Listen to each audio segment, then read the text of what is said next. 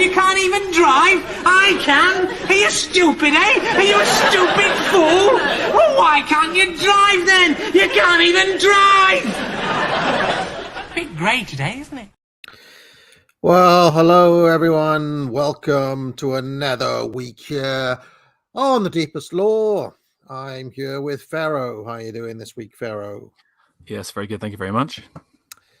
Now, I'm sipping on some Pepsi Max, Pharaoh. Not another drink, which we'll talk about in a second. But before we get going, I must remind everybody, it is my January sale. So you use the promo code SHOREJAN, to get 25% off all courses, including Pharaoh's very own Foundations of Entrepreneurship. Sure. And so, sure. Sure, Jan. Can you command a comma like Joseph Conrad? Sure. And sure, Jan. Are you magnificent in your mastery of marginalism like Murray Rothbard? Sure. Sure, Jan. Are you legendary in your logical leveling of lamentable loquacity? Sure. Sure, Jan. Come on down to the January sale at the academic agency. Promo code SHOREJAN for 25% off. All this January, I got more courses than the Queen had horses. Sure, Jan.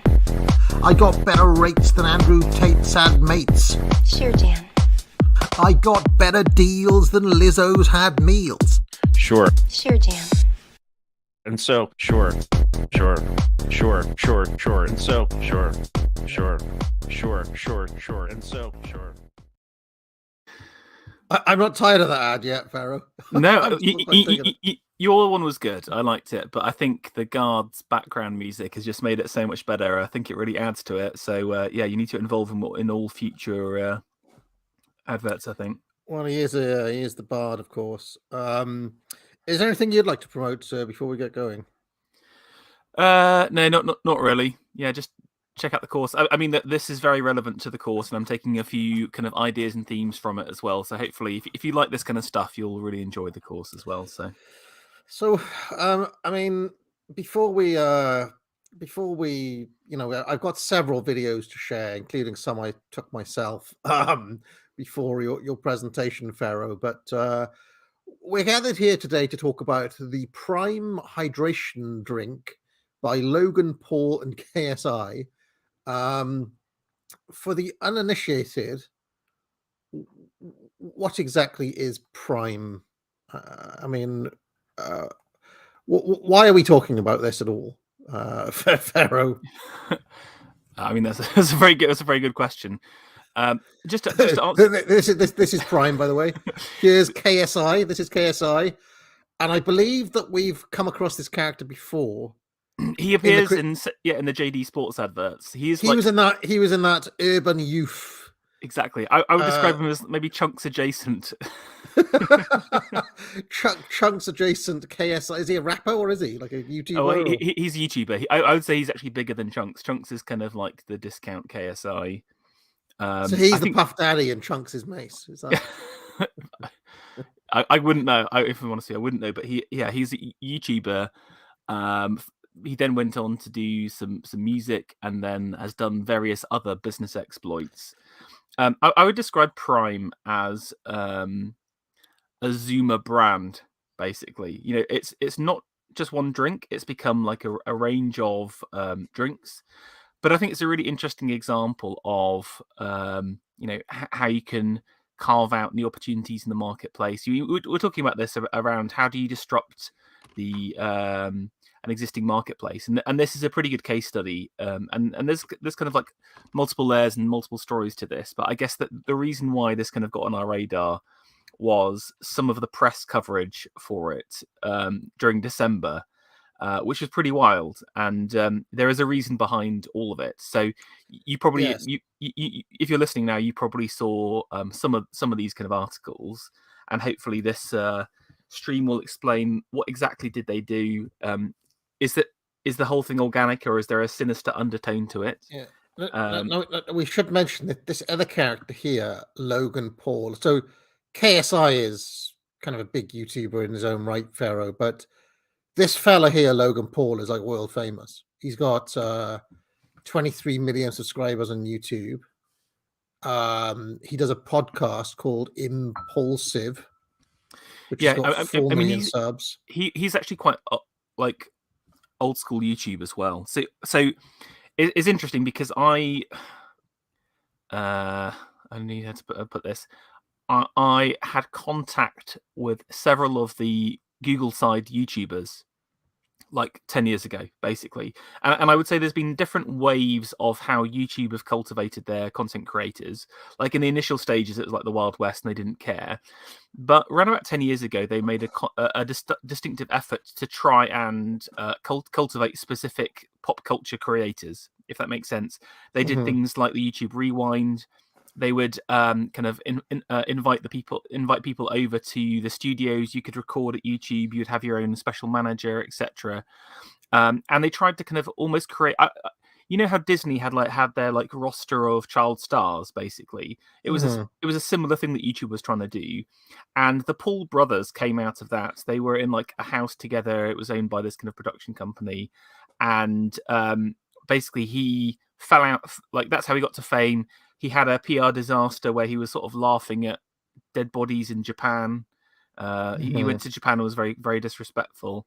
And then basically had a big kind of PR comeback through boxing and his podcast now. So it's interesting, just going back to that YouTube thing. YouTube, I feel like, have gone out. They've sort of moved away from they call it their red content. You know, they were like paying PewDiePie to create content before the bridge incident, for example. They've gone away from that strategy entirely now. They don't really have a strategy internally about content creators. They're kind of like post Disney, and they're doing their own thing, if that makes sense. Yeah, I mean, there's a few other things to mention with this Logan Paul character, because he is also famous for his forays into boxing. In fact, he had a boxing match with KSI at one point. Yeah. We'll talk about that later. But I think as part of trying to kind of shed their Disney YouTube image, a lot of these YouTubers got into kind of competitive boxing as a way of, you know, kind of showing that we're kind of grown up, we're doing our own thing now. And so there was a spate of these kind of like YouTube boxers. iDubbbz and his horrible girlfriend recently created like a boxing competition, for example, where they got YouTubers to kind of participate. Did you see that Sam Hyde being the Irishman? Yes. That again, that's of a similar vein. So there is this kind of like whole YouTube boxer thing happening at the same time. So in fact, I came across, because I've I don't know. It's not brother-in-law, but my wife's brother-in-law. Does that make any sense? He's pretty into boxing. Okay. And this Logan Paul chap faced Floyd Mayweather, like in an exhibition bout or something. Okay. A couple of years back, and I remember he was going to watch it because Floyd Mayweather coming out of retirement was kind of a reasonably big deal. Yeah. I'm also aware that he's been involved with WWE pro wrestling in some capacity. I've got some shots of that later as well. So, but I mean, just to give people an idea, this came across my radar because this video was doing the rounds on YouTube, not YouTube, on Twitter. This is just absolute carnage in Aldi. Let me just share this. Hold on. Let me make sure I got sound on my thingy. I'll share my system audio. Here is some footage from Aldi. Hell, man. You're only allowed one bottle of each, by the way. You're taking fucking 4 or 5 bottles, you idiots. I didn't give you. I gave you one of these. So you can see the scenes. You can see the scenes in Aldi here at the trough. Hold on, there's some more. Yeah, no, yeah. Where's your brother? And what I thought was that poor father there. well, what I thought was really amazing about this is that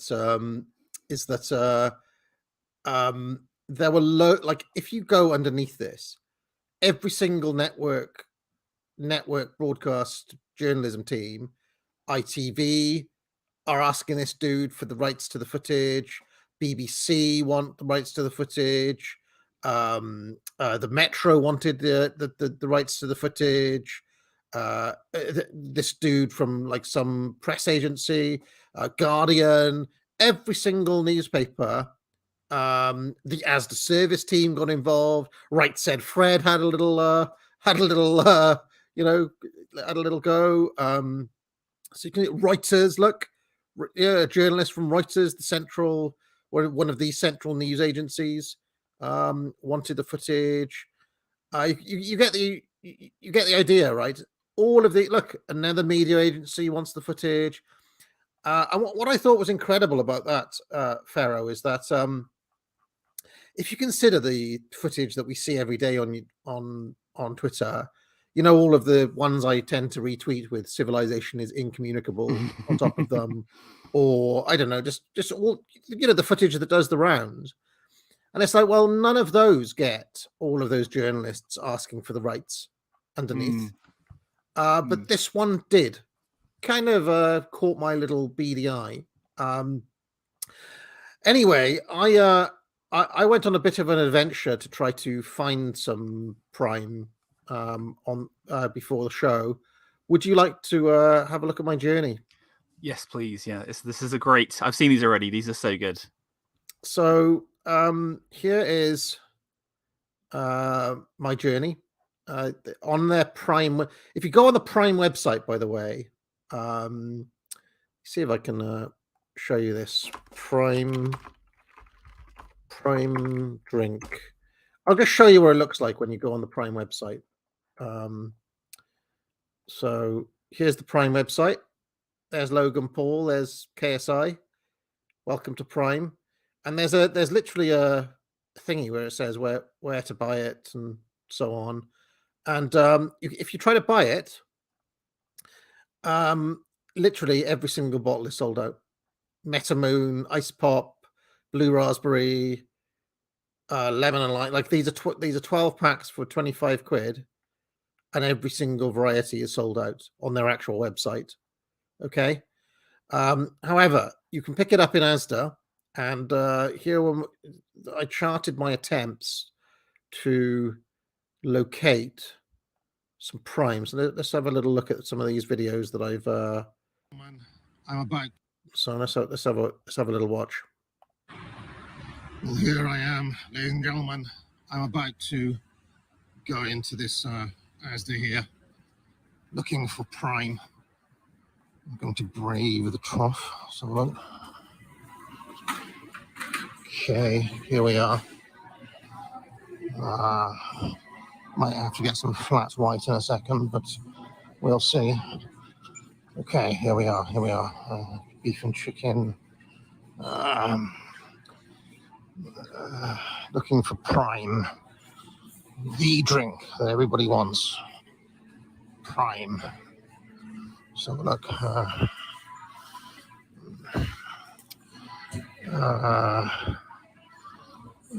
I have got my mind set on you. Let's have a look.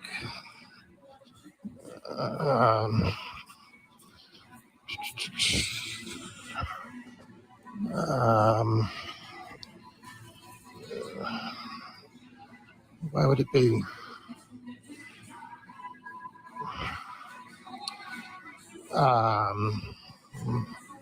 Oh, is this it? What's that? Oh, that's all Lucozade. That's yesterday's news. I don't want Lucozade. I want a bottle of Prime. Okay. Monster. No, I don't want Monster. I want Prime.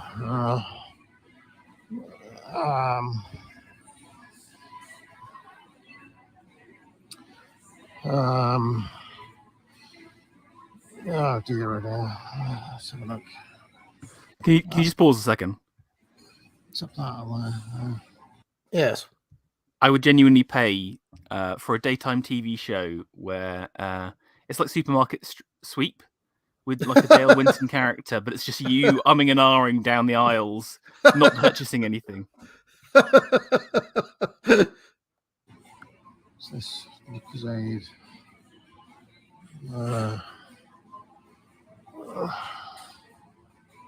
Prime. Actually. Oh no. So that was the first video. But so the journey now continued. Well, friends, I did ask customer services if there was any Prime there. She laughed in my face. She was a Muslim. She was wearing a mask as well. But still, she had heard of Prime, and her reaction was that she laughed. However, as my old man always said, where there's a will, there's a way. And look, 3 minutes away, there's another Asda, which apparently has Prime. So, in the name of intrepid journalism, like some sort of 21st century Kate 80, I shall go to the next Asda. And I got my flat white, of course. See you soon. Yep. And she really was Muslim with a mask as well, which was quite incredible. So this was on to the next Asda now. So let's have a little watch. And there's a little moment in this that is actually quite funny. I didn't realize it at the time, but see if you can spot it, Pharaoh. All right, here we are again, ladies and gentlemen, and this is an absolutely massive Asda. Look, it's even got a Jetsons style walkway. Automated, I don't even have to walk up the stairs. This is, here I am in Rishi Sunak's Britain, and I am hoping that this will be the place. Back soon. Did you spot the little moment, Pharaoh? What was it? It's when I mentioned Rishi Sunak, this dude turns around. Watch. This is, here I am in Rishi Sunak's Britain, and he just so anyway, this was here I was in the Asda. Okay, I've located where I think it is. Let's have a look. Monster.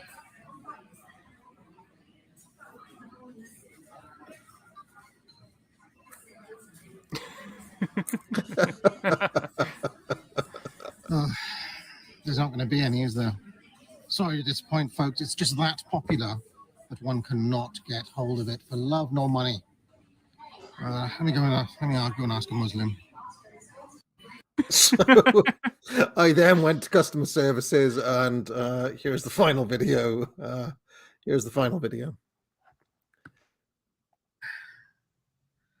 Friends, I have failed to obtain the coveted sugary water known as Prime. I spoke to another Asian lady. Don't think she was a Muslim this time, or she wasn't wearing a hijab. But yeah, nice Indian girl. And she said, in it, bruv. They didn't come in today. We were expecting a delivery and we didn't get them. Maybe you can get them in other shops now, but the prices are sky high, is what she said. The only place to officially get them is Asda. But apparently you need to go to some sort of corner store and pay 20 quid if you really want one. That was the inside scoop from my buddy in Asda.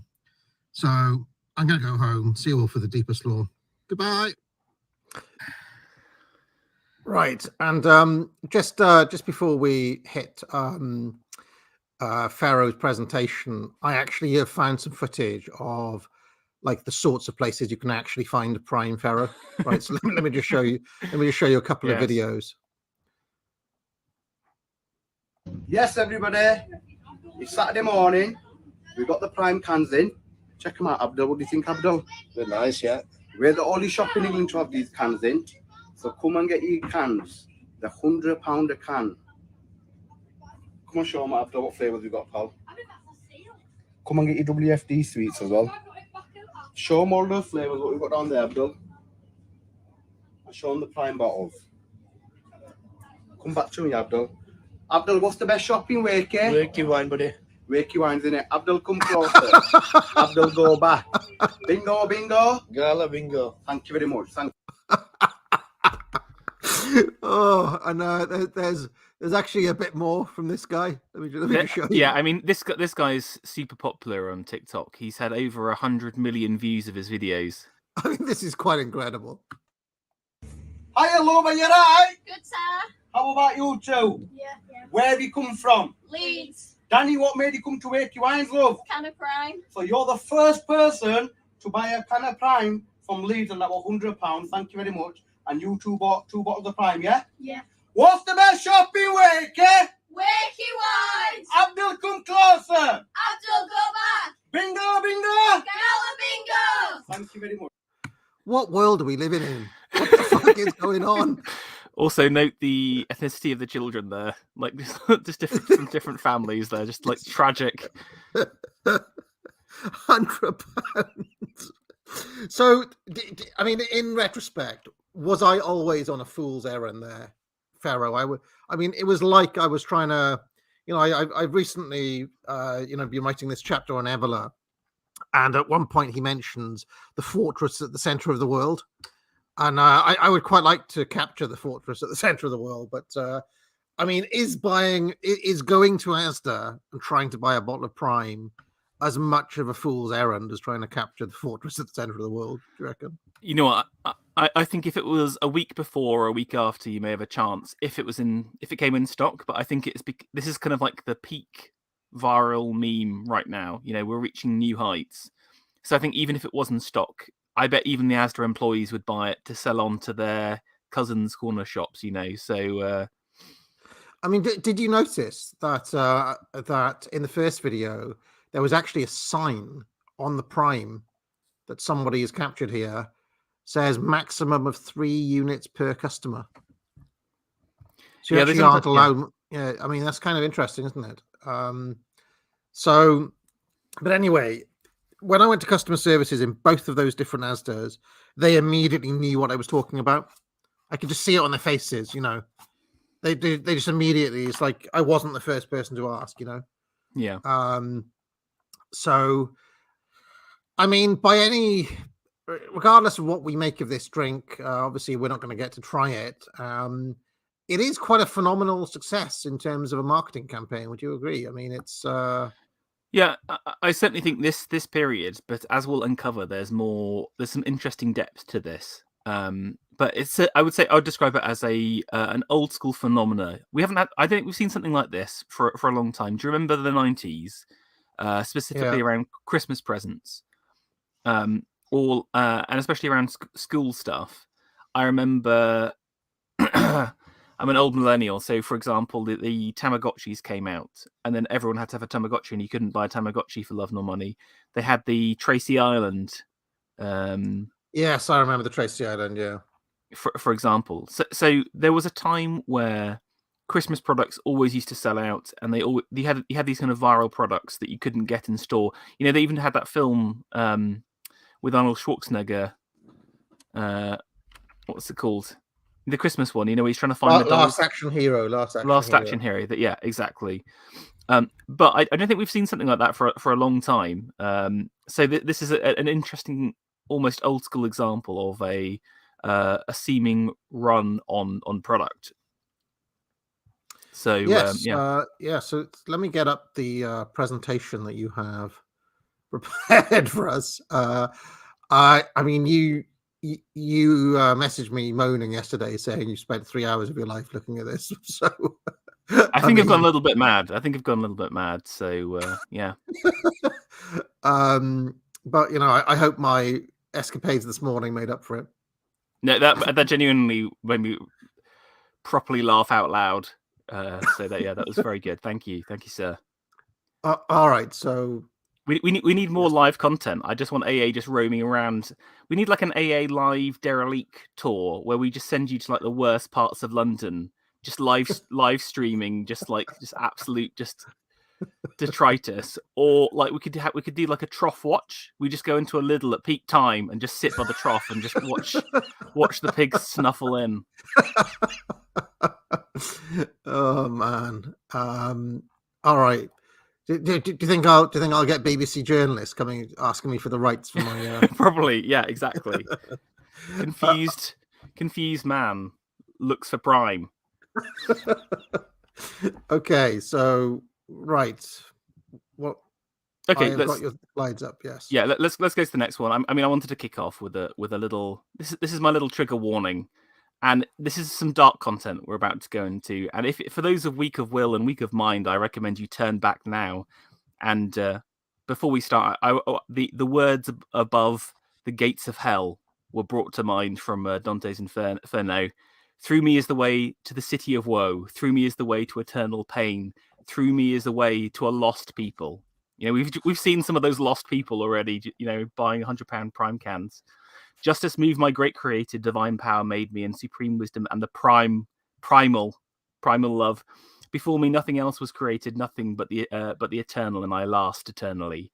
Abandon all hope, ye who enter here. So that's my little warning done. Let's get cracking. Okay, so how does someone launch a product? And if you ever wonder, there's tons of products on the shelves. How do you go about selling something from idea to getting on the shelf?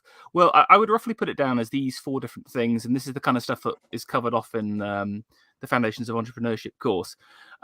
I would always recommend starting by looking at the audience and the landscape itself. You know, who are currently selling products, who you're going to try and sell the product to.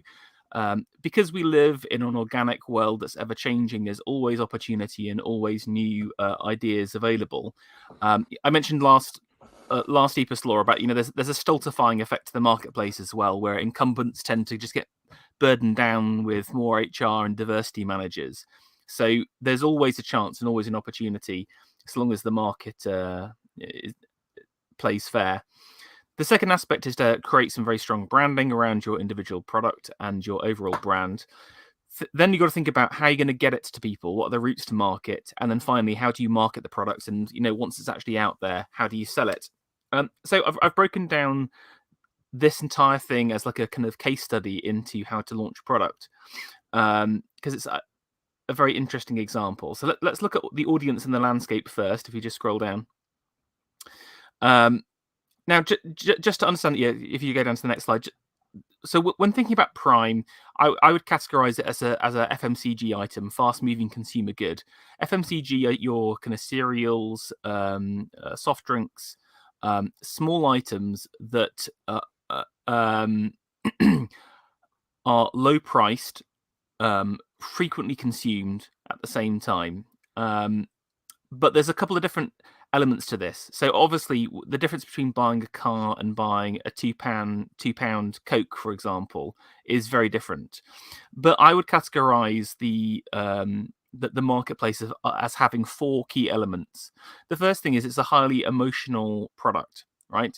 We'll obviously see this in a second, but if you think about all the products that are out there, they're products that are highly utilitarian. Say, for example, a bolt. You know, if you're buying a bolt to fix your bed, you don't care about where the bolt is made. You don't typically care about what it looks like. Maybe you care about the kind of the practicalities. What's the M size? What's the head of the bolt, for example? You know, it's a highly utilitarian item. But with something like a soft drink, there is obviously a utilitarian element to it. You know, you want to get energy, you want to be hydrated. But I would say that the main reason why people buy energy drinks and soft drinks, it's based on decisions about the kind of mind and the emotional state that someone's in. You know, like how well do you recognize the brand? How do you see yourself in relation to the product at the same time? FMCG is also what I describe as a high recall area. So when people are buying these items from supermarkets typically or online, And as they're going through the different aisles, there are products that are considered purchases. Again, for example, maybe like an expensive bit of meat. If you go down to the meat aisle and you see a leg of lamb there for, I don't know, it's like 60 quid or something like that for an expensive leg. You're not going to do that every single day. You're going to think about it. Maybe you've pre-planned it. You've got a big party coming up, etc. Now, for FMCG, they tend to be more impulse purchases. They tend to be kind of more spur of the moment. Maybe I'm popping in for a sandwich. Oh, I'll get a drink at the same time as the sandwich. And because of that, there's a real importance around recall. And in the marketing world, we mean what we mean by that is the ability for a brand to be recalled at that point. How well recognized is a brand? And often it's as simply as I know that brand and I don't know that brand, and that's why I'm going to make the purchasing decision. So having that brand in someone's head is very important. Okay, and another aspect of the FMCG market is that it's typically wholesale focused. I mean, we'll talk about the routes to market later, but the majority of the selling is done through big vendors, third-party vendors, right? When have you ever purchased a single bottle of Coke online, for example? Virtually never. The majority of the money is in either selling to institutions. So maybe you're selling to public sector, like prisons. We'll probably be buying soft drink and stuff like that for the commissaries in bulk, or through the supermarkets as well. So all of the sales are focused on large volumes. And again, there's a whole interesting thing around buyers. Am I right in thinking that you knew someone who was a buyer or something like that? Is that right? Yeah, I've known people who have been in procurement, I think that's called, isn't it? Yeah, that's right. Wholesale's really interesting because it's not like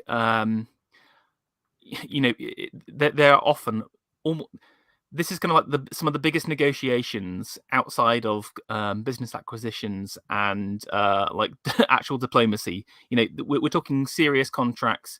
Often hundreds of thousands of pounds worth of products being bought and sold, and so it's pretty high stakes. And the last thing I'd say is it's again returning to Mises's idea of psychic profit. Here's the question. Why would someone in their right mind spend £100 on a can of fizzy water, right? From a practical perspective, you could recreate the contents of that water. I think it's like 10% coconut water. There's various vitamin supplements, flavoring. It's not complicated. They even tell you what's inside the bottle. Like maybe you could say that it has a unique taste that they've formulated. But you could get, I think, give me a bit of cash, and I could probably get you pretty close to that and produce a product that was that's much cheaper. So, look, why are people spending ridiculous amounts of cash? And in my mind, it's all about this idea of psychic profit, where people feel like they're getting another kind of benefit. And it's obviously, in my mind, to do with prestige. It's about status as well.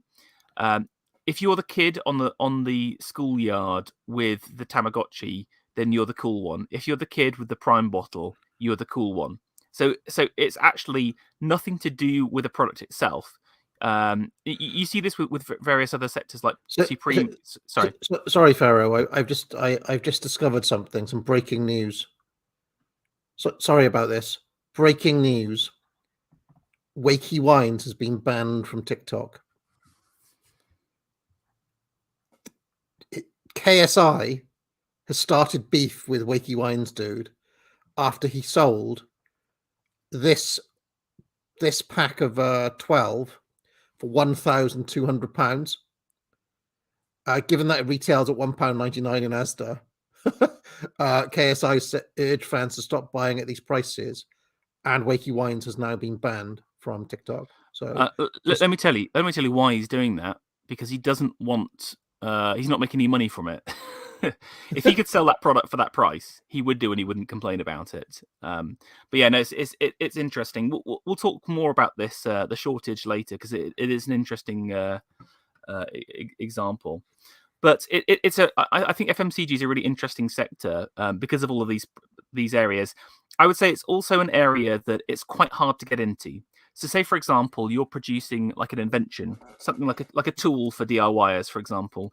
You could do a small run of that yourself. You could produce that for like £10,000 and launch that as a brand. If you want to launch a drink, you need a lot more cash. You need a lot more investment. You got to think about, like I said, with the wholesale stuff, you need a huge amount of initial product, and obviously the product goes off. So it's very high risk at the same time, So, but at the same time, the rewards are huge if you can get it right. Now let's have a look at the market more if we scroll down. This is quite good. This is an example of how FMCG brands are managed. Now, I did some work with Diageo like 14 years ago now, and Diageo is kind of like Unilever, where they're a brand of brands, right? They have a portfolio of brands, but Diageo specializes in drinks brand, and I mean, people debate whether it's some of these is an expensive whiskey in the FMCG market. I don't know, but I would say Smirnoff definitely is. But this is just how they think about things. Rather than when you buy a bottle of Smirnoff, you may think, oh, that's a brand in its own right, but actually it's a constellation of brands owned by a larger brand with a specific purpose. So you can see at the top there, look, our business is built around the biggest global brands. But no, there's no crossover. These are your kind of bog standard liquors of different types. You put your Johnny Walker whiskey, Smirnoff vodka, Bailey's cream liqueur, Captain Morgan rum, Tanqueray gin, and Guinness bitter. I don't know. Is that right? Is it a bitter? Your Stout, I think. Stout. There we go. Okay. But interestingly, what they do is they supplement that kind of portfolio with a combination of local stars. Now, I've never heard of any of these brands on the left-hand side. I don't know if you have. No. I'm not a big drinker at all. So maybe the Yanks know it more than me. I think it's an American brand. And then we've got the reserve brands, which is their kind of luxury range. So again, someone who's sorry. I'm sure I've seen a bottle of Johnny Walker in the airport before for $5,000 or something ridiculous. Yeah, I mean, each of those brands will have like a range of products within them. So there's always going to be crossover and competition, but they try and arrange it like this so that each product is self-contained. So, for example, if one brand fails, the other brands don't fail. So, say, for example, like because different liquors become popular at different times. There was, gin during the Georgian period was the number one drink, but then it really fell out of favor. And then vodka's been pretty popular, I would say, in the 20th century, but with like the Alcopop and stuff like that. But that's kind of fallen out of place. I would say that like maybe whiskey and gin are the number one liquors right now, just off the top of my head. Gins become there's trendy gins these days, aren't there? Yeah, they're kind of sip smiths. It's like a hipster drink, but so again, that kind of luxury side of things. But so I think this is interesting because it's not like it's okay. Say for example, I was just trying to think of another sector. Imagine like a power tools company. They'll have a number of products all with the same brand, right? They'll have a drill. They'll have a saw, they'll have a multi-tool. So different products all with the same brand. In the FMCG world, each product wants to be its own brand. It's self-contained because the market's much more in flux. So it's a much more high risk area. Anyway, let's keep on going. So what does the I'll just mention really quickly of these brands here. I am a fan of Talisker whiskey. And I'm just trying to remember now which one it is I like. I think it's the 18-year Talisker. That's a good whiskey, that. So I'm less on the Johnny Walker, though. But Talisker's a decent whiskey. I don't know if you agree with that. Or I don't. If I'm honest with you, I drink cider, and that's pretty much it. So I'm not that familiar with a lot of these brands, if I'm honest with you. But that does mark you out as a luxury purchaser. Yeah, you want the 18-year Talisker though. See, well, this is it. This and the Dyson hairdryer marks you out as a high net worth individual. There you go. Anyway, let's keep on going. Okay. So I managed to find out what the top energy drink brands are. Now I would say that this is a little bit complicated because I would say within the FMCG market you've got drinks, and within the drink sections there are like broadly energy drinks, but I would sort of group them into like hydration and energy within that as a subsection. And this, Can I ask a quick question? So sorry to interrupt again. I mean, I don't really understand what a hydration drink is. Don't all drinks hydrate you by definition? What Well, the hell is a hydration drink? I think it's the use of electrolytes in the drink to help increase the osmosis of water into your system is the idea behind it. I think this comes out of Gatorade in America in the 90s, which was sort of came onto the market as a new energy drink, which again it's like using quote unquote science TM to improve your hydration. The whole thing is it's basically all BS. Basically, if you look into the science of it, or not all BS, but it's kind of like it's such a marginal increase, you might as well just drink some water. BS. Therefore, buy our product, right? Exactly. Yeah, we've carried out a survey into yeah, the brand carries out a survey. They pay some scientists to agree with what they thought in the first place, kind of thing. But it's been immensely popular as well. But these guys have grouped them together. Now, interestingly, it's quite a split market. This is in the UK. Though America is very much Red Bull is the number one. But you've got Red Bull, Lucozade, Monster, and then you've got There was a lot of Monster on those shelves. Did you notice that? Seems to be dominating the market. Well, not necessarily, because again, shelf positioning is really interesting because it's down to how the buys work. So I actually went on a buyer training course for a while in another life. So I kind of got it was for an electronics retailer, and what you do as part of the buying process is you'll obviously negotiate with someone, but you got to think about what are the levers of negotiation. Well, if you say if you're buying, you can say, look, I'll take more of your product, and I want you to give it for a lower price. So you've got there's a volume discount. That's number one. But there's also other discounts saying, look, I can throw in some internal marketing as part of it. I'll give you some POS. I'll give you the biggest space on the aisle, but I want the product cheaper at the same time. So it might partly be down to the product sells the most, but it also might be down to some of these buyer decisions, because maybe look, you can see here Monster is not the number one product, so why is it getting the additional coverage? They've probably done a deal where they're getting Monster at a cheaper price, so their margin's higher, so it makes sense for the brand to sell it more. I mean, I don't know if I captured it on film, but I mean, there's a shitload of Monster in Asda. I mean, not just down that aisle, but as you go in, directly to the left of the door, after you go in, there are stacks of Monster. By the sandwiches, you know, where you get all the drinks, many cans of Monster there as well. And down at the checkout aisles, there were cans of Monster as well. So again, it's that impulse purchase. You know, you're on the way out. Oh yeah, I'll get a cheeky Monster as well. You know, so I have never tasted or Monster, or I don't actually understand what it's for. I mean, presumably not every buyer of Monster is getting it to go to the gym or whatever. Now, I would say that Monster is not a hydration brand, it's an energy brand.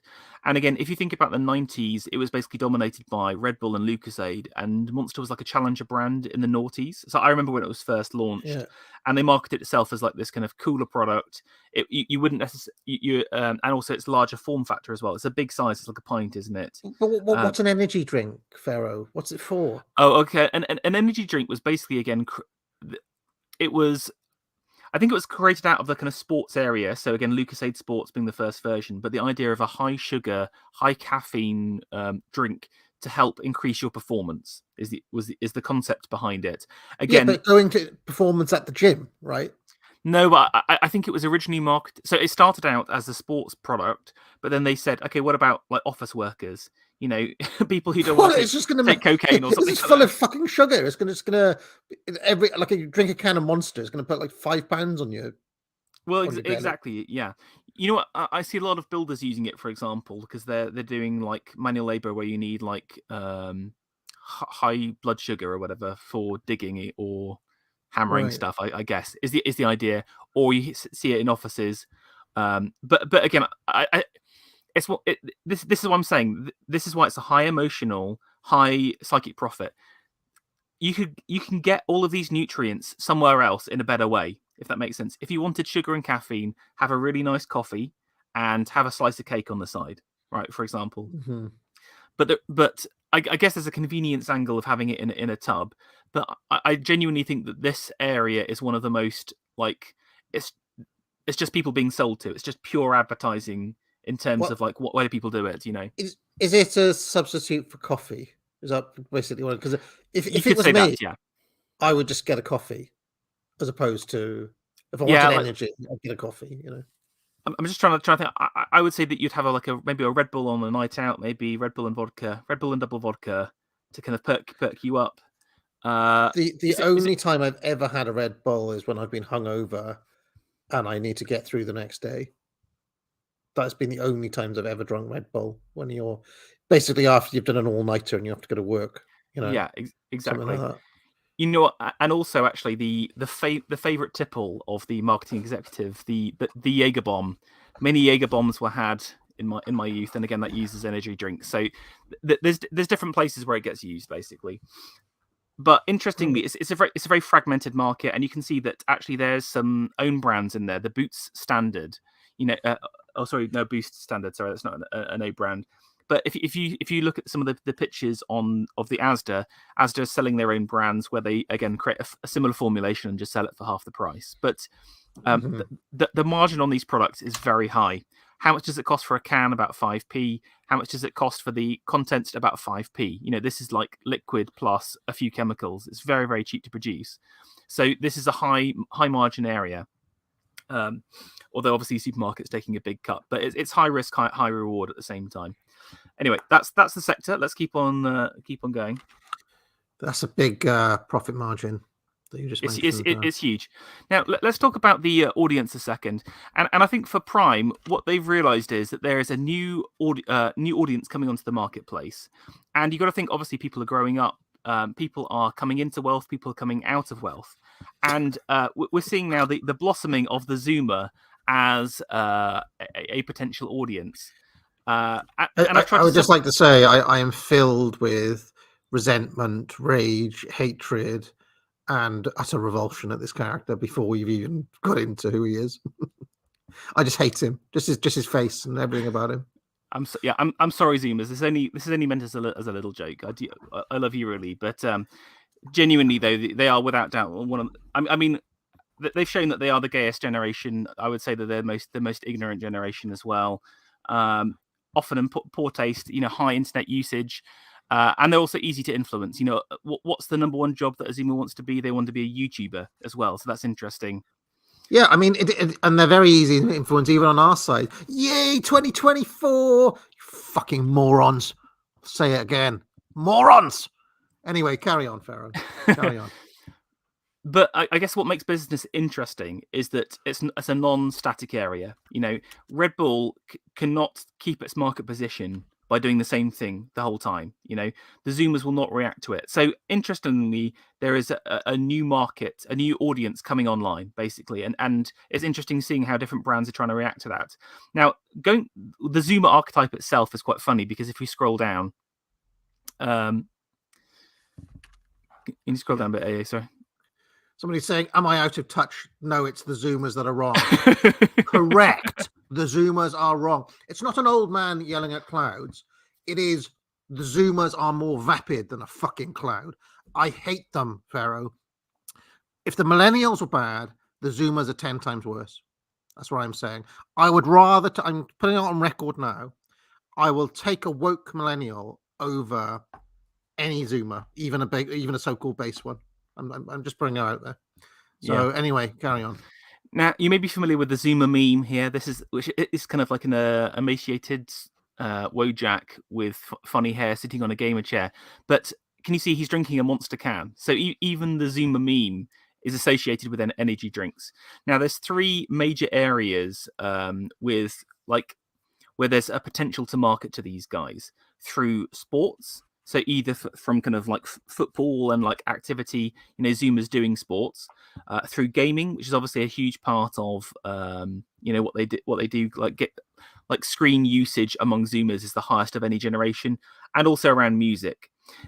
Most important of all, I think, actually, in terms of like showing the potential for a Zoomer-based energy drink brand, if we scroll down a second, is was what the promotion that PewDiePie did. So he, I used to watch some of his videos back in the day. He used to promote a brand called G Fuel, which is kind of like a cheap energy drink style that you sort of make yourself at home, and he actually even created his own brand in conjunction, like a co-brand, and this was immensely popular.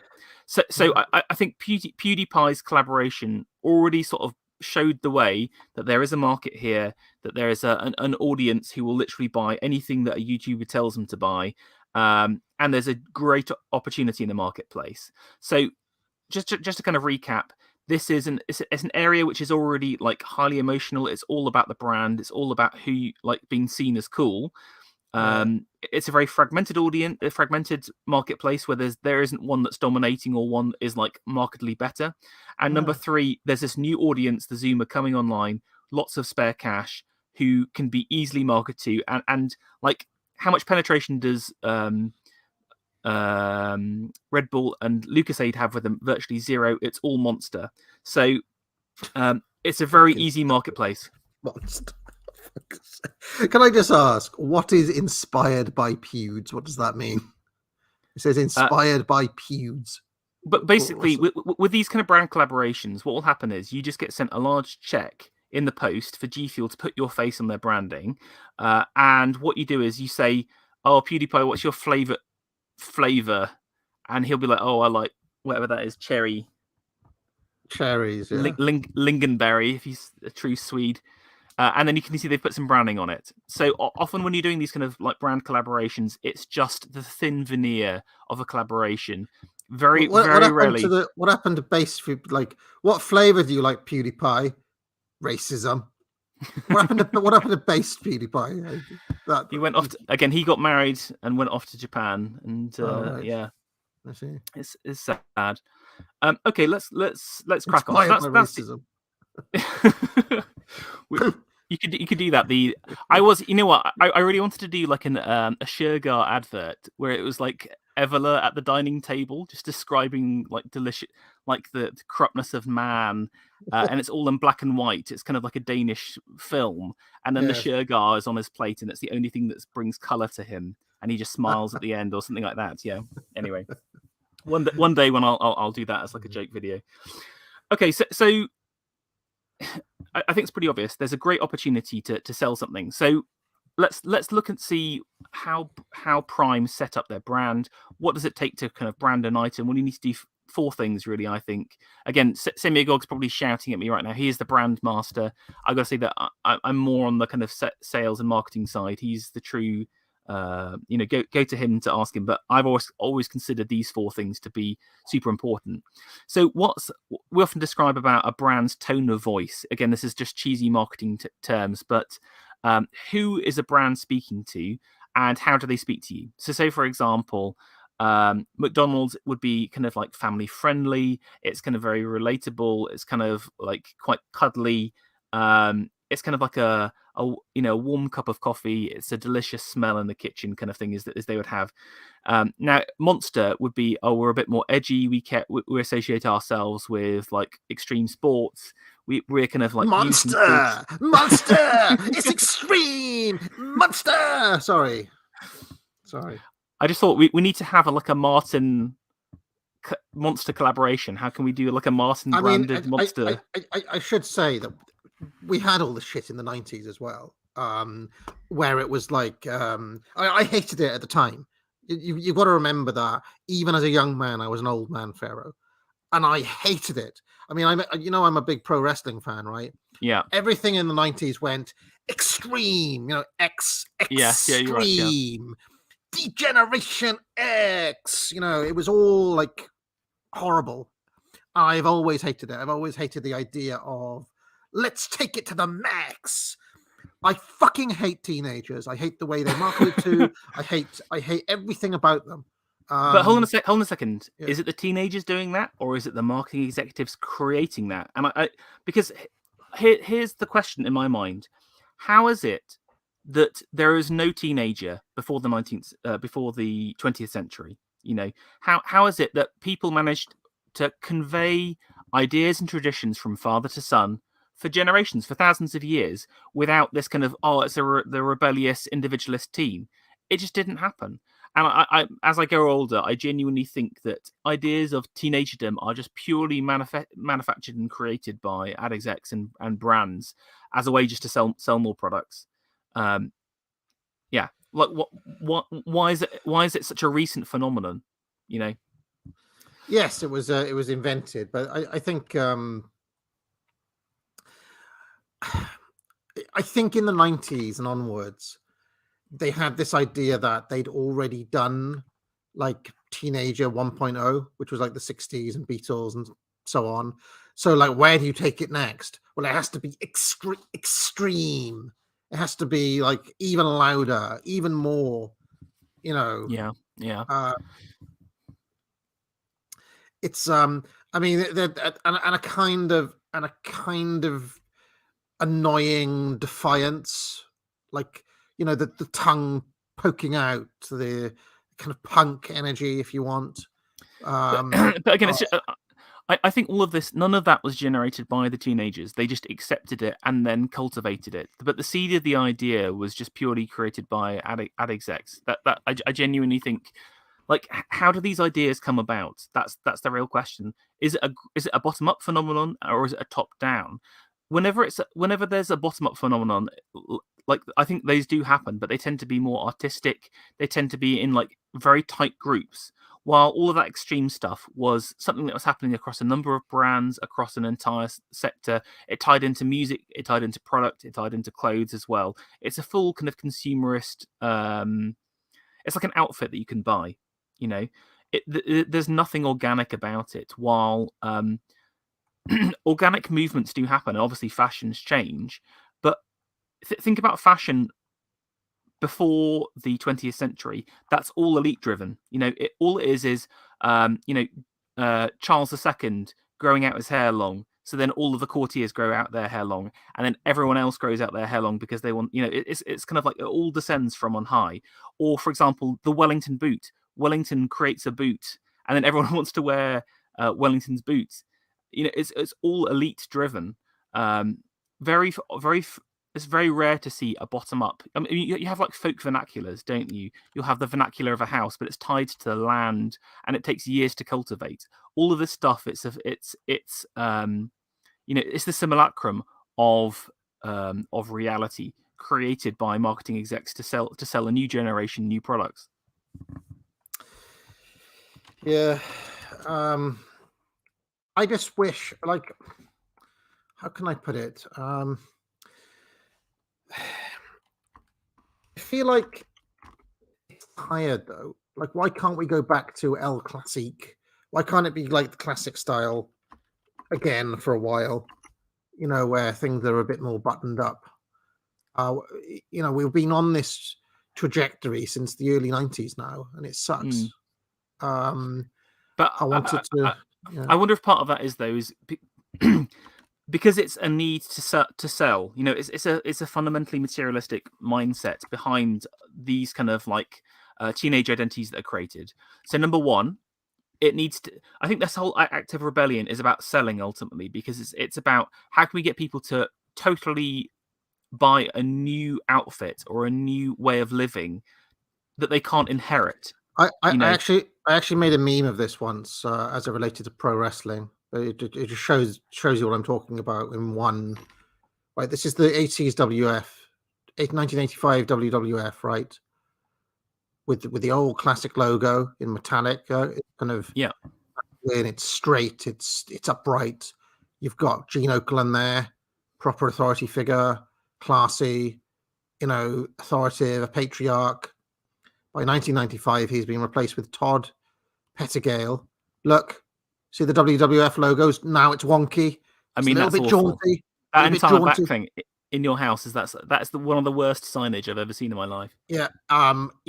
He's got a little earring. He's casual. He's a bit more he's kind of wacky, and he's got a lot of energy. And from there, it's a straight downwards trajectory into basically what leads to the whole monster thing. This is what was happening just a few years later with something called Degeneration X, where, I mean, all of this stuff looks hideously dated now, I would say, but this was, look, that's on the same trajectory as Monster. Am I wrong? Yeah. You they probably got there's probably some cross fertilization and one or the other. And you even got the early trannyization with China there, and look, there he is with the pokey out tongue. And look at the logo. Look what's happened to the logo. Now it's a scratch. Now it's a scratchy. Oh, I fucking hate it. Why does everything have to turn into this? But I do think it's that need to sell, because, for example, if say the logo stayed the same, a T-shirt that your father would have, you could inherit and wear, and it would still be relevant. But the brand isn't making any money from that, is it? So I think built in to the need to sell product is the need to create differentiations between generations. So the way that we market to Gen X, it has to be different to the way we market to a millennial, which has to be different to the Zoomer.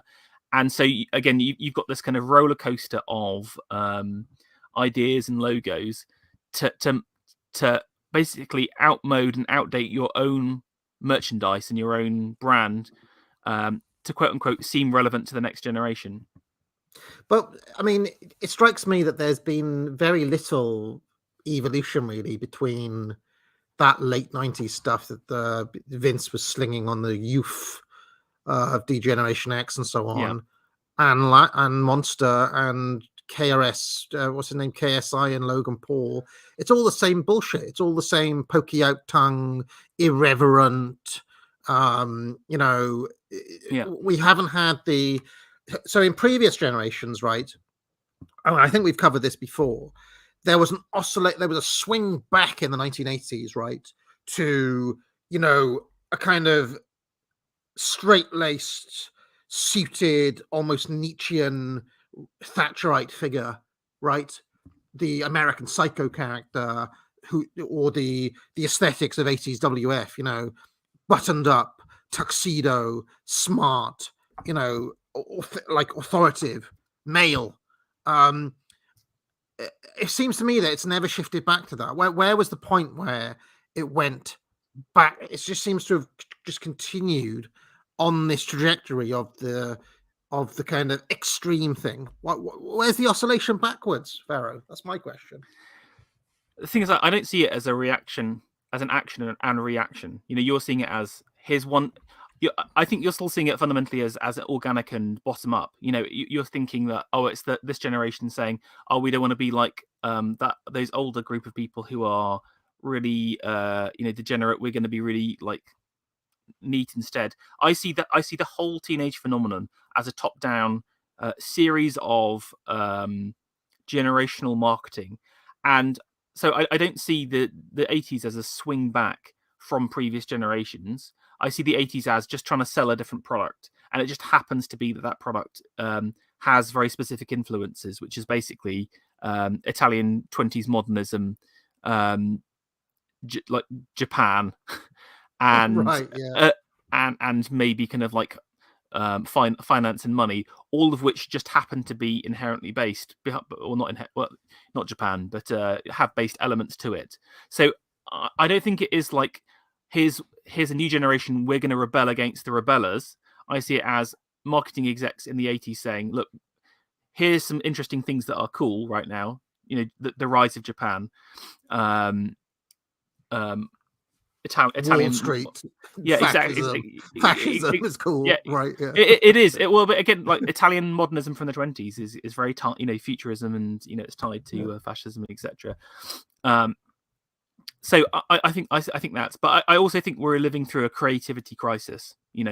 Since 2010, we just can't come up with new ideas anymore. And this is part of like the civilizational vigor just being drained out. Hmm. I almost feel like, you know how like there was this period during the Roman period. If you look at Roman art, they have different cycles and phases. They start copying the Greeks, then they have their own styles. They go through this realist Yeah. phase, but eventually all they do is end up copying their own stuff at a point after the end of the collapse, and end up producing lower and lower quality copies. There are no kind of new styles off the Yes, back of this it. is very late Spenglerian cycle. Basically, this is what Spengler talks about in the late winter. Creativity just completely kind of, you don't even get the creative postmodernity that we were getting in the mid 20th century anymore. It's just been basically a never-ending cavalcade of X Factor since 2000, essentially. Well, that's it. It's like yeah, there is there aren't these blockbuster shows anymore. I think I just find it fascinating. Like, think back to the 90s. Every single year there'd be a brand new movie that was a big hit, or there was a big thing about like, oh, this new movie sold out more than anything before. You just don't get that in the same kind of way. We just have this kind of, there isn't a full collapse. It's just this kind of, it's like a balloon with air slowly leaking out of it. It feels. I mean, there is one big idea in the current zeitgeist, Pharaoh, which is essentially just remake stuff that was made before, only shitter, and replace a white man with a black man. That's the big idea of now. Yeah, exactly. That's true. But again, it just shows that we are not a vital culture anymore. But I think that there is, it's like Spengler says, we just got to lean into the fact that we are winter's children. And I do think there is hope in other ways, but maybe that's for another stream. But yeah, hopefully that's explained the extreme WWF stuff. But there is one exception to the rule, by the way, and that is if you make a new Top Gun movie and insert Jennifer Connelly into it. That's I haven't actually seen it, to be honest, but I know she's made a big comeback in the past year, owing to her appearance in Maverick, where she was actually looking all right. So here's JC in Top Gun Maverick, looking the best she has in years. So anyway, carry on, Pharaoh. Okay, so let's return to branding quickly. So brands consist of a number of these pillars which hold them up. So again, that tone of voice. You've also got things like symbols. So for example, red.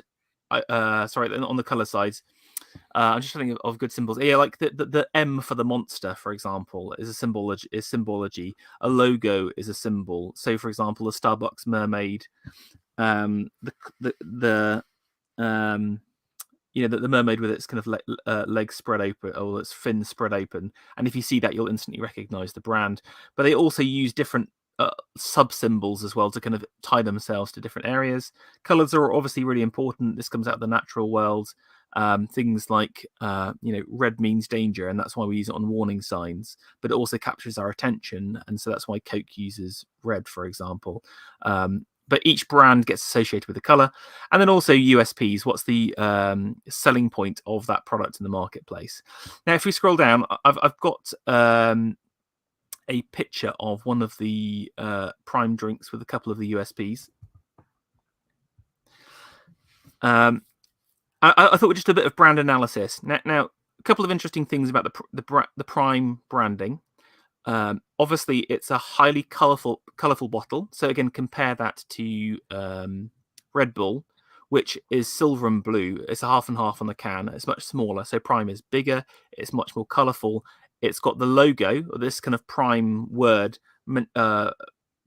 displayed prominently in this kind of all caps as well. There's something aggressive about it. I mean, this is obviously a product targeted at males as well, because of the color palette, because of the I would say the kind of aggressive nature of the font. Even things like the font usage and the kind of serif sans serif. they've had to use a sans serif font because they need to appeal to the basic Zoomer mind here that can't understand complicated fonts. You got ideas of the rainbow as well, so maybe that ties into kind of some of the kind of more subversive elements here. Just in terms of the product range, they started off with 5 different flavors, which again is quite different to both Lucasade and Red Bull. I think Red Bull just has one flavor and Lucasade's got a couple, but they're giving a lot more choice in the flavors. And then if you see above, you can decode what their USPs are trying to be here. They're mentioning, look, we've got B vitamins, we've got antioxidants, so we're trying to show it as like a healthy drink. We've got the electrolytes across there, and the BCAA for muscle recovery. You know, these kind of hydration and gym sports stuff. And then you've got the 10% coconut water for kind of maybe some like organic points at the same time. I would say all of these points they're bringing up the top are massively overshadowed by the brand associations. And again, if you were to tell someone about a product with these features and say, would you buy this unknown product versus a Red Bull? Everyone would choose a Red Bull, basically. Any thoughts on the kind of branding for Prime that struck you at all? What is 10% coconut water really that much of a US? I mean, they're definitely. This is what I'm saying. It's such a BS area. You know, they're definitely scraping the barrel for like why we're actually relevant here. So, yes. I mean, to me, it's nothing about it stands out as being that special. It's just a garishly coloured bottle. Nothing about it appeals to me whatsoever. That's my only thoughts. I mean, maybe I'm out of touch with the youth, Pharaoh. But we've already established that, haven't we? So yeah. Okay. Let's keep on going then. Now, I've prepared a little timeline of the brand itself, the launch, where it came from. So if we scroll down to the first slide, just again a little bit of background. We kind of mentioned about the 2 major figures, Jake Paul and KSI. We won't go over that again, but their first encounter was together was in 2019, where there's had this big fight. It was very hyped up. I think they've had a couple of fights. Sorry, I should say. And it was super hyped up, a lot of interest about it. A lot of people watched the actual fight itself. Now, so they've already got they've already got their own like personal brands. They've already got their own following. They've got their own channels and platforms and media platforms at the same time. Now, I was thinking the sensible centrist equivalent of this would be AA and Sargon collabing together on their own energy drink brand. I mean, is that something you would consider at all? Could we get you and Sargon together to work on some kind of delicious drink? Oh, sorry, I would say I'm not big enough. Unfortunately, it would have to be like Sargon and Peter Hitchens. Sargon and Peter Hitchens. Yeah, if they had a boxing match and then co-promoted an energy drink together, that would be more like it. Oh, so someone in chat said sensible sips. I love that. That's some sensible sips. Yeah, well, if you're in the market, Carl, we could do the sensible center drink. Yes, it will keep you sensible and centered. Exactly. Yes. Okay, so a couple of years after this, they then announced the launch of the product. So if you scroll down, I've got a link to the actual Facebook launch. I don't know if you want to see it. It's pretty cringe and quite long. So. Okay, hold on a minute. Oh, there's a video. All right, from about the 3rd minutes, they just prattle on. They just try and do like funny Zoomer stuff at the start, which isn't funny. All right, hold on. I have never seen either of these 2 guys talk, so it's going to be interesting. Logan Paul on Instagram. Yeah, right now. All right, let's do this properly. All right, let's cut the shit. Wait. Oh shit! Yo, all right. So now people are wondering, what are we actually doing? Aight. Also, what's funny about KSI is that he's obviously like a private school educated middle class Nigerian whose parents are relatively well off. You know, he is actually, it's the classic case of like, you know, quite a wealthy background family. It seems to me, you know, pretending to have the street vernacular, let's say. So he's like a kind of black Tim Westwood or something like that. I don't think as bad as that. I mean, Tim Westwood is the worst for that, but like I think hype. Sorry, that's what Tim Westwood used to say. It's the bomb. Anyway, let's see what else KSI has to say for himself. I haven't really caught. The only word I've caught from him so far is "aight." What is going on? Out here in LA, yes, I had to be hella secret, hella quiet to let people know I'm here. But we're here together. Why, bro? I like this. They've got background minions, Pharaoh. Background minions. I love it. Hype minions, yeah. Guys, we have an announcement. We have a project we want to tell you about. Wait. NFT, baby! NFT project! Y'all gonna love it! 10,000 revenues! Oh my god! We couldn't believe it! What was the announcement? We can't understand what they're saying. What was the announcement? I think it's saying. I think this is a joke where they're announcing that it's an NFT is the thing they're doing. You know, one of the non-fungible, that like the expensive monkey artwork or whatever. Get the jokes when I'm struggling to understand what they're saying. We never do that to you guys. Right. Look. It's true. JJ and I have fought twice now. Manchester Arena and Staples Center. We've filled stadiums. We've beaten the shit out of each other, and we've been divided. I mean, Zoomers love this stuff. It's like Keith Woods watching this. And Look, being like, no, yeah, look. this, you know? Yeah, I mean, look at the view count. 5 million views. It's big numbers they pull. But it's done. Yes. The division is over. It's 2022. It's a year. It's a year of love. It's a year of love. And we're coming together. Yes. To announce possibly the biggest thing, the biggest business we'll ever build. We have created our own drink company. Yes. Ladies and gentlemen. Look at that, Pharaoh. A license to print money. Did you just hear the minions clap in the background? Yeah, just go minions back whooping and cheering. Want to hear the minions whooping and cheering? Ladies and gentlemen, yay! Prime Hydration. We are officially business partners. We are no longer rivals, and we've created a hydration beverage called Prime Hydration. Can I just say, from a booking point of view, it is classic pro wrestling. Yeah, for former arch rivals to become tag team partners. Yeah.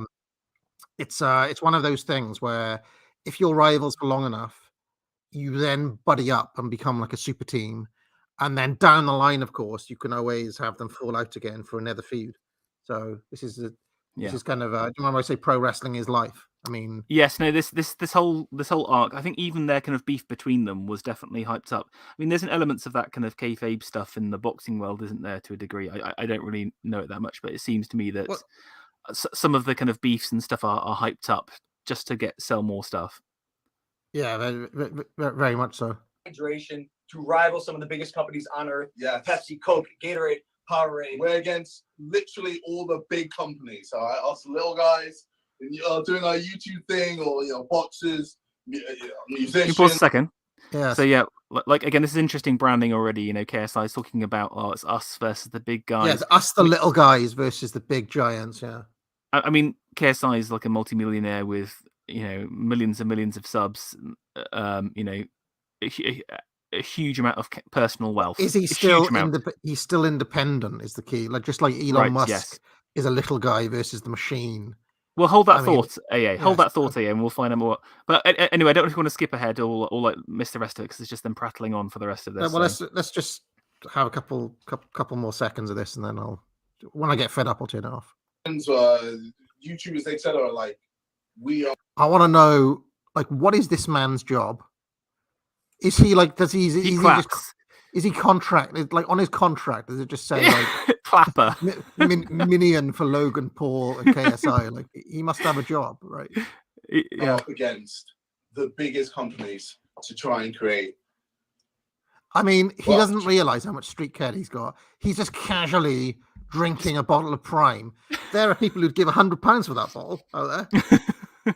And be up there with them as well. Yeah, we do It's, we do a lot of stuff, and throughout our endeavors, we realized that staying hydrated is one of the most important things. I drank. We have invented water.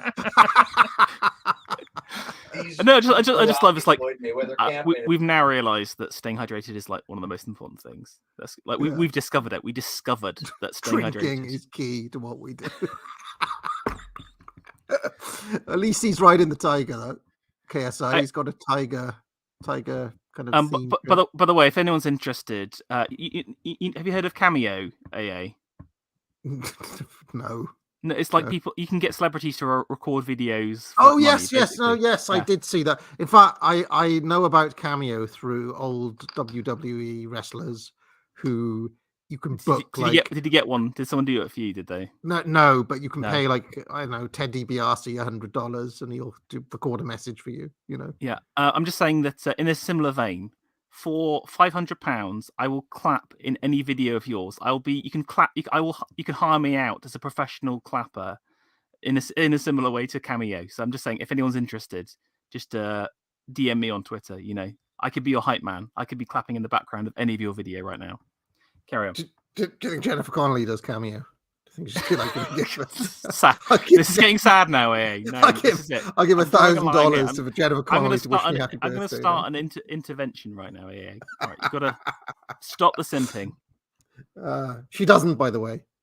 I tell you who absolutely would do it, and I bet she has a service, is Liz Hurley, because in contrast to Connolly, who has no online presence, isn't on social media, is intensely private, you know, is kind of like a certain type of A-list Hollywood star just kind of puts themselves like almost like beyond like the world of celebrity. Connolly's done that a little bit, but Hurley, I mean, she's still getting her baps out on Instagram like every single day, pretty much. Like every day she uploads like 10 pictures of herself. And like the Sun will, you know, run a story every few weeks saying, you know, Liz Hurley still looks great at 57. Here's a picture of her in her bra. But I would be shocked if Hurley doesn't have a service where you can pay her money to record a message for you. I'd be really shocked. So anyway, let's carry on. If anyone can find it out, and I want Hurley to say it's a bit scattered.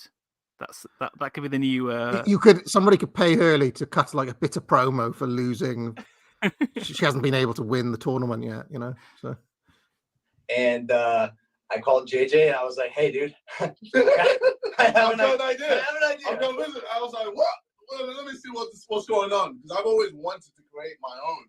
I know when you came up to me with the idea, I was like, "This motherfucker just always getting into my shit." But then, look, this guy, look, he's a secondary like prime minion.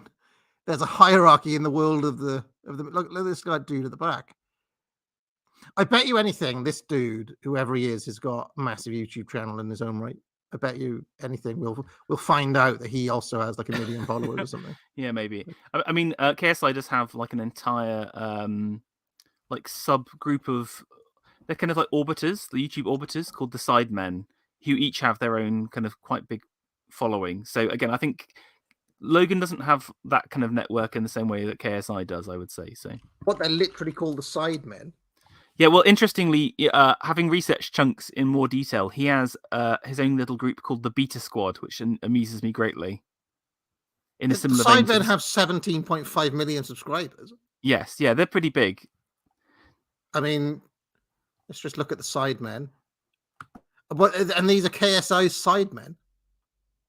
I think they started out as like people that would appear in those videos, and I think that off the back of that, then they started to produce their own content, and it was like another revenue stream, isn't it? So because there's only so much content. Doing the mouth, like every single one of them. Absolute total soys, yes, yeah. All of them are doing the soy mouth. Are they? I mean, are the others employed to make KSI look more hard or something? Is that their? No, I think See- each of them actually are quite wealthy in their own right, but I think it's more kind of like KSI needs videos with additional people in, just in the same way that you have a host of characters on UO. But he's got like a whole like. Oh look, he does the soy mouth as well sometimes. This is a whole world that I just don't like. Oh look, This there's is Logan what Paul Z- popping in. This is what Zoomers are watching constantly. Like there's millions. Why are and they millions of watching views. me? They should be watching me. Is it? I basically call them names. Don't pander to their. Don't pander to their. You know what they really want is people eating hot dogs. Well, that's it. But you got to tie in. Okay, here's the pitch. It's the Sideman, but it's teaching deep philosophical truths, but wrapped up in low tier, like 90s TV games, basically. You know, they always just do and pranks. What do they do? Like what happens in the? Is this like an hour of them eating McDonald's? Yes, yeah. Like sometimes eat food. They'll just do like, here's a silly game we play. Here's a prank we do. Right. But like 11 million people have watched them eating McDonald's. Yes, yeah. It's a cursed generation for sure. There's no hope for the Zoomer. Well, all right. I'm just curious. Like, what is this? Will they copyright strike me if I watch like? Yeah, I wouldn't. I would definitely not do it. I want to know what they get up to. Maybe we could review some content. God's sake! All right. Okay, let's carry on then. Let's go on. Let's go to the next thing. Okay, but interestingly, they talk about this idea of we're just a little men, even though I mean they're multi-millionaires. Having researched it, Prime is not actually their business. It is actually owned by a couple of businessmen, Trey Steiger and Max Clemens. Now, Right. I could find no information about these gents, but Trey apparently, you can see there, lives in a £2.3 million luxury modern house, which implies to me that he has probably inherited a substantial amount of cash, or is like a crypto billionaire. But they're kind of just in the same way Diageo has all these different brands. Prime is one of Congo Drinks, I think it's called, Congo brands. And you can see on the left-hand side, I've managed to find their website, and they have 3 different products, some kind of 3D energy drink, some kind of girl version, Alani, and you've got the Prime collaboration. So here's what I think happened. Here's what, reading between the lines, I think just like your wrestler booker saw an opportunity with 2 wrestlers to put them together, these guys saw KSI and Logan Paul and cut them a great deal. These guys probably had the infrastructure to create, maybe they even had the factory to produce the drinks if they're producing stuff already. They've got so they've got the kind of manufacturing, they've got the supply chain logistics, the kind of contacts with the different buyers, and they said, look, we'll cut you a great deal. You'll have 50% of the business. You're going to have 50% of the earnings of the net profit, for example. So, but fundamentally, the business is not theirs; it's owned by these guys. Just to get this right, that video that we just watched of Logan Paul, KSI, launching their new brand as the Little Man, right? Yes. Was a work. It was a pro wrestling work because in reality, and in fact, I've got a physiognomy check on Steiger and the other dude. I was trying to find more information about Steiger and who he is. There's a picture of them. There's Steiger. There's the other dude. So you can have a physiognomy check on aisle 5. They are the real men behind Prime. So that's the only picture I can find of them. Yeah, they're very super under the radar. I'm very good at Googling. I'm a professional Googler, and I couldn't find anything. So Steiger has an Instagram, but it's privated. Yeah, which is kind of interesting.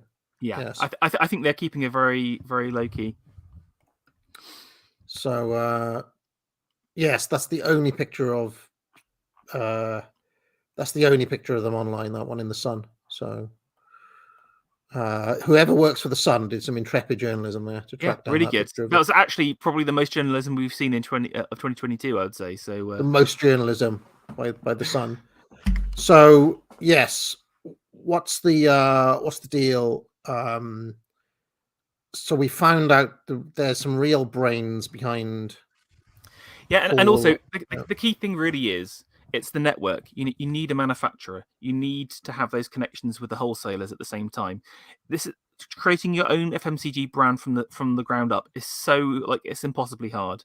It only happens in like small localities. So you'll have like maybe a drink that's popular in a local region, or do you know what I'm saying? It's just very rare to see something break through without having all of the stuff in the background basically powering it. Okay, let's keep on going through because we're not even halfway through the slides. Okay, so Prime in the US actually launches in May of last year.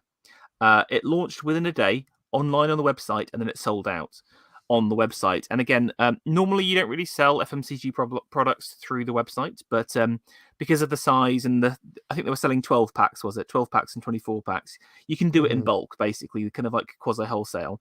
But there's because of the overheads actually are higher because you're having to pay for delivery, you're having to post everything out. It's a lot more hassle than you'd think to sell FMCG through a website.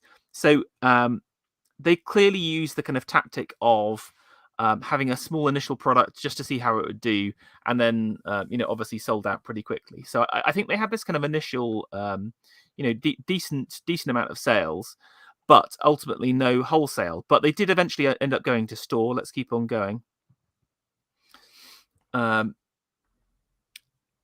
They are wholesaling in a couple of places. Now, I do apologize, Americans. I am not familiar with many of these brands, but we've got Kroger, The Vitamin Shoppe, and GNC.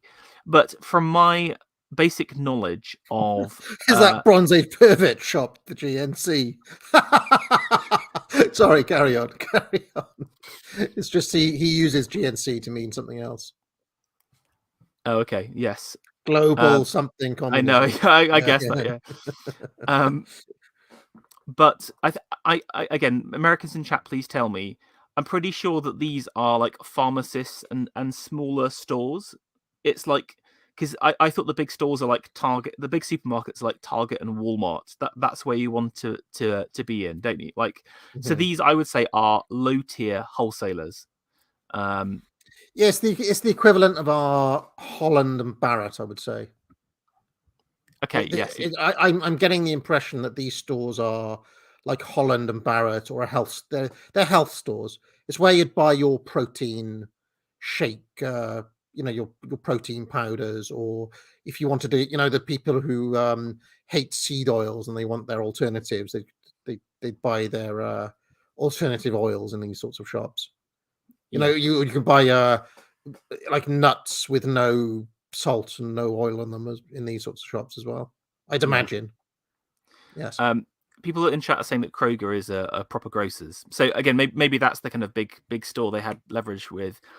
But if you scroll down, when I was looking for sales figures for their initial launch, certainly by June, they'd made no impact in the United States at all. So again, here's the top 5 market share.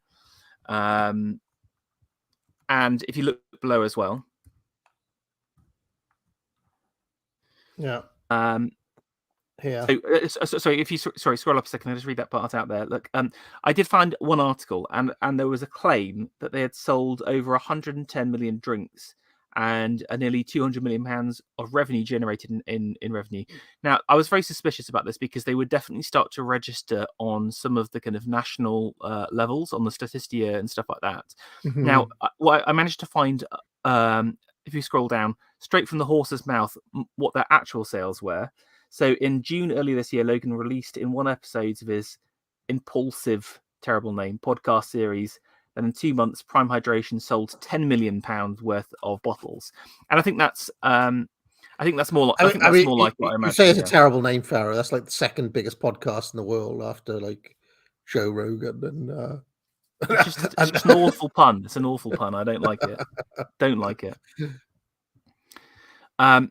So $10 million is obviously a large amount of money, but you got to think about the amount of investment behind this. And I think at the launch probably didn't go as well in the US as they hoped. 10 million, so it's 5 million a month. These aren't massive numbers, and again, certainly not the kind of numbers you're going to need to like break through in the marketplace, because again, you need to kind of build up that following to really break those big brands, basically. So I think the US was underwhelming. Maybe they broke even on it, I would say. Maybe. Can I just say that Kevin O'Leary has classic kind of old school businessman physiognomy. Yes, Alan Sugar. Yeah, Alan Sugar. He's very much kind of I'm surprised that he's an O'Leary, because he looks like a kind of old you ever watch like old British gangster movies and there's like a Jewish gangster? He looks like that. But I mean, with a name like O'Leary, he's not going to be part of that group. Okay, so basically, I think the US launch didn't go that well. But okay, here's a question you want to be starting to think right now. Okay, why is there no Prime on shop shelves in the UK if they've been selling this product for almost a year already? And again, this should start to get alarm bells running, because what causes product shortages, right? Normally it's logistic problems, normally it's investment problems. But the fact that they'd already launched, yes, they had that initial sellout, but I can guarantee there'd been a bit of time for the supply chain to catch up. They should have had enough product in the US, right? Fundamentally. Okay, so I want you to keep that in your heads. Yeah. Right. Roll on to June. Typically, you never want to launch multinationally from day one. Like, that's just like you'll end up like totally stretching yourself too thin. So this idea of doing a soft launch. This is taking me back to the days, Pharaoh, where the American market would get the Nintendo game in April, and we'd have to wait till September to get it in the UK. I mean, most of my youth was spent agonizing over Nintendo games I couldn't get. We had to. In fact, I had the. I was one of those kids who had the converter where I could get American games on import, and sometimes even Japanese games on import as well, because you don't want to have to wait like 9 months to a year for, to play Street Fighter 2 or whatever. But anyway, carry on. But interestingly, I think the reason, like, some people would start off with a smaller market usually, I would say. But I think they thought that Logan Paul was a bigger pool than KSI, so I think they said, let's just go for the US.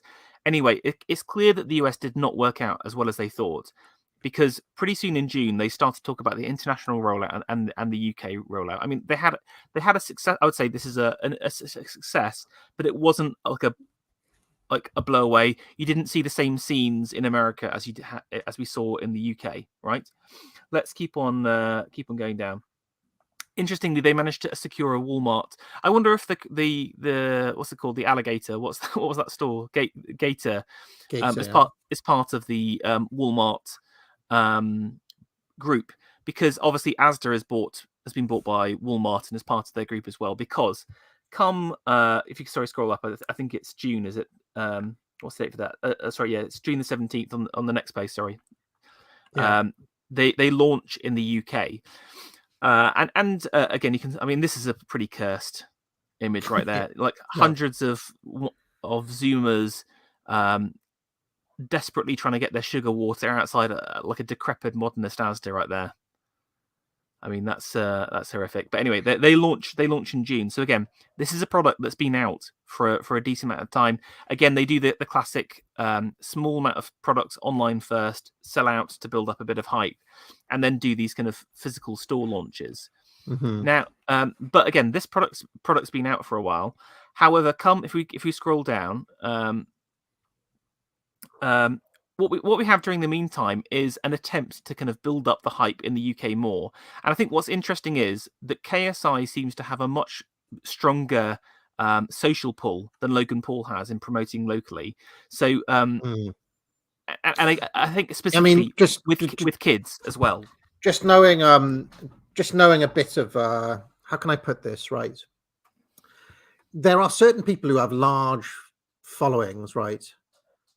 But who aren't that influential on the behavior of their audience. Yes, yeah. Where there are other people who have smaller followings, like me, for example, Pharaoh, who have a much stronger kind of pull on, like their how can I put it? Like they're just much more influential on the actual behavior of their crowd, and I get the impression that KSI is closer to being that sort of figure, Yeah. especially the fact he's got his own crew. He seems to be kind of exactly, and I think that they specifically with children. Can we just scroll up a second and look at who are the kind of people that are coming out as well? I think one interesting thing is that this is not a product that I imagine. Okay, I don't think this product resonated with the African American audience as well. Look at all these kids; these are middle class white kids who have got too much time. My observation is that I think the real demographic it's resonated with in the UK is actually the Asian crowd, not the black kids, not so much the white. I mean, Now, maybe I think, for this I think the shot. whites. But... Look at here, AA. Look, it's. I think you're right. I think you're definitely right about the Asian, though. I think it's Asian and white, but not. But look, although there's it's no hard black to faces. No black faces there. It's hard to tell with the Asians whether they're in it to just resell it in their own corner stores. I think a large part of it is that every Asian has secretly got like an uncle who runs a corner store or whatever. So yeah, they're in it to resell it to northern slappers, as we saw. But interesting again, in all of those Wakey videos and also the little videos, very few black people scrabbling around for it. And I think basically the reason why the drink did not do well in America, because they've lost 50% of their audience already, or 60%. They didn't get the Latin market and they didn't get the black market. No. So, how many middle class white Americans are left right now? Not that many, and especially compared to the UK. Yeah, if they wanted to shift Prime to that audience, they needed to get Donald Trump to endorse it, basically. Or like Tucker Carlson or someone like that. I mean, I'm just trying to think, like, who are the influencers for white America? Or like a white America split, basically, between kind of MAGA crowd and then on the other end, just kind of like uber woke, kind of beyond redemption, white liberals, essentially. In which case, it should have been promoted by I don't know, like who's got pull in America. This is a weird thing. Like I just don't know who is an actual influencer anymore. Maybe Joe Rogan. Maybe if Joe Rogan did something, I would say Joe Rogan's a good show. Yeah, Joe Rogan. Yeah, that's who I've done. I think Logan Paul's probably got more international appeal than US. But anyway, I think basically the US was a failure. But again, we can start to see that KSI is actually pulling numbers right now. Let's keep on going down. But it is this distinctly white audience. Now, this is a quite funny thing. They could have got Kanye West on. They got Kanye West on Prime in America. You'd have the entire Zoomer right, just kind of buying bottles for £100 each. And you know how they put the juice bottle in their Twitter handles? They'll put a Prime bottle in there. A Prime bottle, yeah, exactly. Okay, carry on. Yeah. I think the other thing is that KSI has a very strong pull with school children, and I think this whole December phenomenon was caused by school kids pestering their parents for stuff. So here's an interesting tweet here. I don't know if you want. I'll read it out quickly. A school has had the audacity to ban Prime, leaving their students dehydrated. And you can read the email. Hi everyone. Prime drinks are now banned as a banned item. Do not bring them into school. They will be confiscated if found or seen, and you will be sanctioned with a -3. A reminder to you all that selling any items on school premises is not allowed.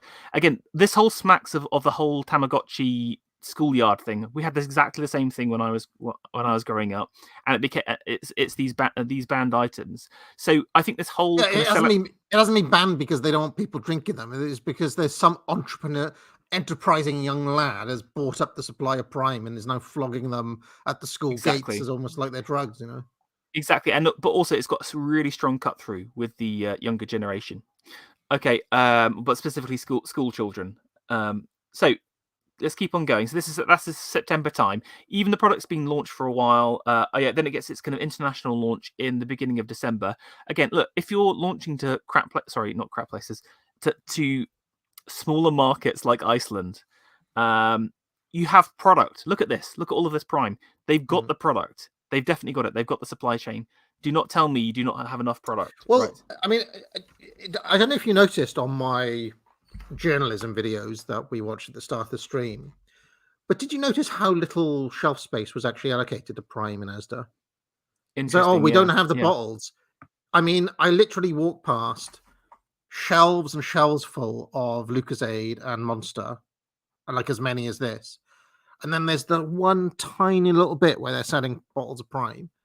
I mean, it does seem to me that the scarcity may be a little bit artificial, Pharaoh, or engineered. In some way. As you may be able to detect, I think the whole thing is BS. Basically, this whole artificial, thing, or certainly at the least, it's definitely controlled and contributed by the drinks company.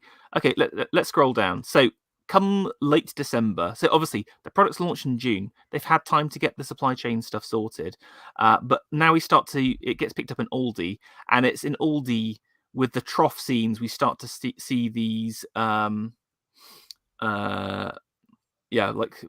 people scrabbling around for product, and that's kind of like late December, and that's where these viral videos go. And I think it's one of these things that when you start to see some of those videos, then it's a self-perpetuating machine. It's like a snowball rolling down a hill. All you need to do is to create that initial false scarcity at the start, and then it will self-perpetuate to a certain point. I mean, and just for any newcomers to this show or people who hadn't heard us discuss this before, Aldi literally has a trough down the middle of the aisle with random items in it, where the consumers are literally treated like pigs snuffling around a trough. I'm not even making this up, am I, Pharaoh? It is. It's 100% true. Yeah. I mean, I kind of love the disdain with which they treat their customer base. They're just like, you are the mass man. You will be treated as the mass man. We will treat you like pigs, and you will act like pigs. I mean, it's kind of, I respect that because it's honest. It's honest. Yeah. Someone in the chat had a good question. Where is it being sold? Interestingly, I think they went for Anglo countries only, and then high English speaking European. So that's why Iceland was selected, basically. But I think they do sell to a few European countries. Okay, there we go. Yeah, and then the kind of fallout of it is that the rapper's starting to blast the resale prices. I mean, part of that is to get additional, like, it's kind of like a humble brag about, oh, my product's selling for £8, but don't buy it, but actually it's worth that much, kind of thing, and it's a good way of getting additional column inches, and again to hype up the product even more, especially with those the Zoomers. I mean, this is the story that we were looking at earlier, where every single news agency and outlet wanted the footage, right? Yeah, exactly. Of the Aldi. I mean, many such cases, yeah.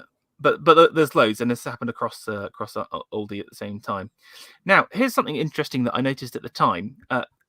Someone found a whole lot of Prime with a sign saying "not for human consumption," and there was this entire article trying to answer, like, why is all of this stock sitting in a warehouse?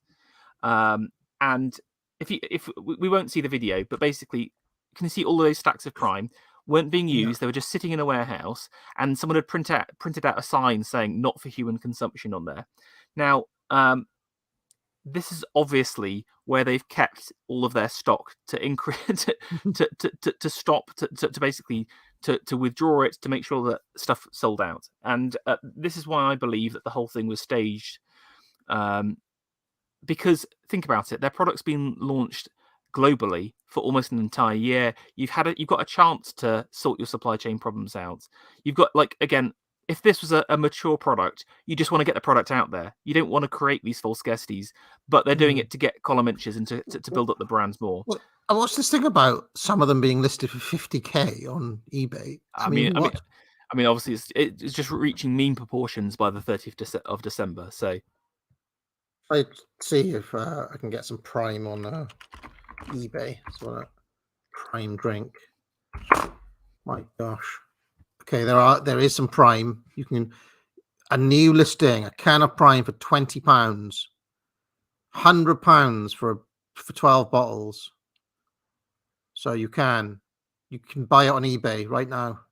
Yeah. From various resellers. Yeah. Dean Chats just said that's not how you condemn spoiled product. That's 100% right. What you do is you immediately crush it or incinerate it. You not just leave it in a warehouse with a sign saying "Do not consume." And also the sign they put on there is just obviously low key being printed on a small printer, as opposed to having like an official health and safety warning on.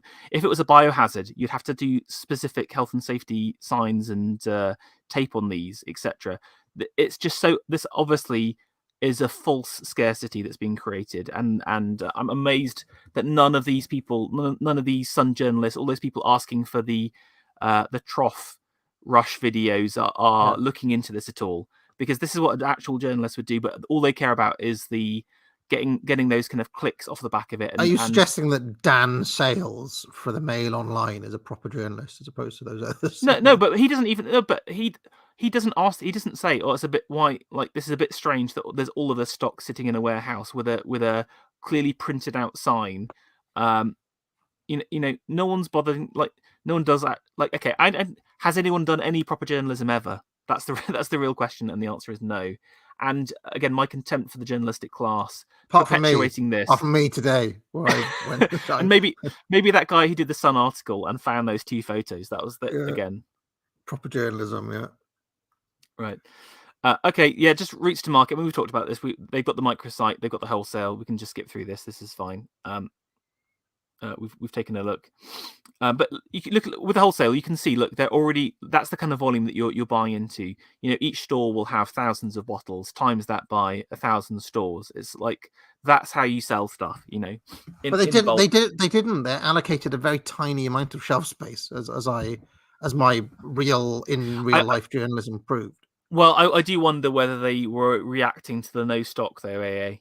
If I'm honest with you, but why wouldn't they have, if they wanted to show scarcity, why would they only have a tiny slither of shelf space? It's not like they don't have shelf space. I walked past hundreds and hundreds of bottles of Monster and Lucozade. Yeah, but you never. Part of store merchandising is to remove holes, and you want to make sure that it looks like you've got product. It's a psychological thing. People tend to buy more from a well-stocked place. So right. I think that is a more complicated issue, but I mean, maybe you're right. Okay, now I've gone on to the marketing section. So obviously that's we talked about the generalities. I've kind of highlighted some of the tactics and techniques they've used to sell the product. Obviously, I think the biggest pull has been the influencer marketing they've done. Obviously, KSI. If we scroll down, obviously KSI and Logan Paul, big influencers in their own right. But they have worked quite hard in the last year. If you want to just click on a couple of random links, I mean, none of them are that good. But they worked really hard to get influential people to sample their product and say how delicious it is at the same time. Okay. I'm just... This is... Who's this dude? I have no idea because I'm so totally out of connection with popular culture. But he says y'all. It's J Dion 6. He's got like 618,000 followers on Twitter, and he just loves it. There are other people. Yeah, hold on. Oh, hold on. They're all the same. They're all the same dude. Oh, is it? Sorry, I must have messed up the link there. Apologies. I saw Triple H trying one at one point. You know, the wrestler Triple H. Yeah, I mean, a lot of people have. I mean, I found loads of examples. I mean, it's because I think that's the advantage that Logan has with his podcast. He can get everyone else to do it. Yeah, just various different people drinking Prime. None of whom I've heard of, but presumably they're big with the Steve Aoki tastes Prime. Oh, he's a DJ, isn't he? I think. The Chainsmokers taste. They're also DJs. Yeah.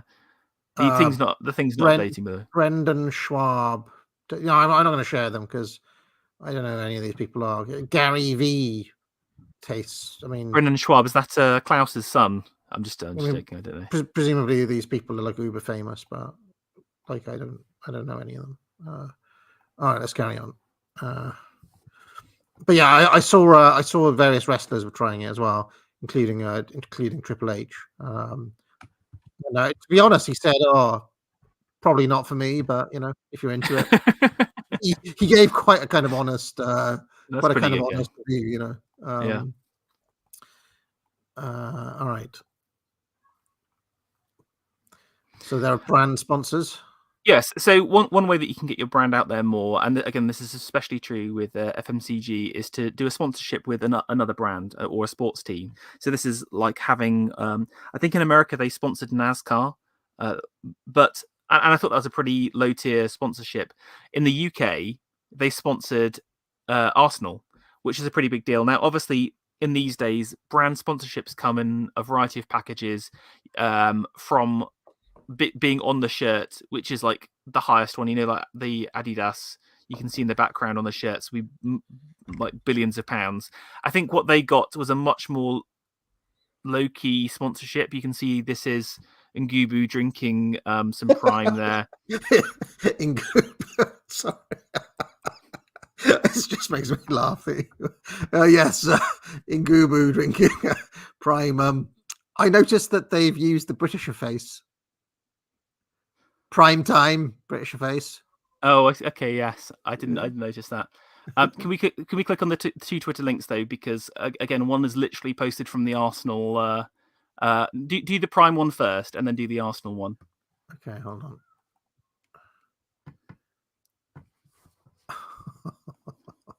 This is so cursed. Sorry, I'm starting to. We live in the Truman Show or something, right? Okay, hold on a minute. I want to actually see this. I want to share the system audio. Hold on. This is literally on the Arsenal web. All right, boys. Is that KSI? That's KSI. Yes, that's KSI, right? We're at the Emirates Stadium. A very big game today. Now, last season we were very. Do you know what's really sad, Pharaoh? Right? When I was growing up, people would have like Jurgen Klinsmann on their wall, or it would be like Martin Brolin or something. Now those kids will have KSI on their wall. Yeah, it's kind of. Well, I think even the fact that Zima's the number one job Zima's want to be as a YouTube star is just like the worst thing ever, basically. I mean, there's worse things to be, kids. I'm joking. Very dehydrated. This season, we have Prime, baby. We are hydrated to the max. So, I want you boys to get ready for a big. It's just me, or do KSI and Logan Paul kind of lack charisma? I would say that they don't have as much charisma as they should do for stars of this level. It's not. It's not like kind of Hulk Hogan levels of charisma, is it? He's not exactly. I don't know. Something about them does not resonate with me. I'm not getting. I'm not getting an X factor. I'm not getting a kind of real star power from him. But no, I think you're right. Yeah. Big game. Go out there and smash it, and let's get this W. Yeah! Yeah! Yeah. I'm not happy. I'm just not happy at all. And then look at the other one as well. It's even worse. It literally doesn't make any sense. It's just literally Mr. Paul shouting "yeah" at the end of the video. Yes. Here's the other one. Hold on a minute. I don't think I shared my that previous one had like 750,000 views, and that was posted on the main Arsenal Twitter account. Right, here's some more KSI and Logan Paul action. We love you, Arsenal. We do. We love you, Arsenal. We do. Oh, Arsenal, we love you.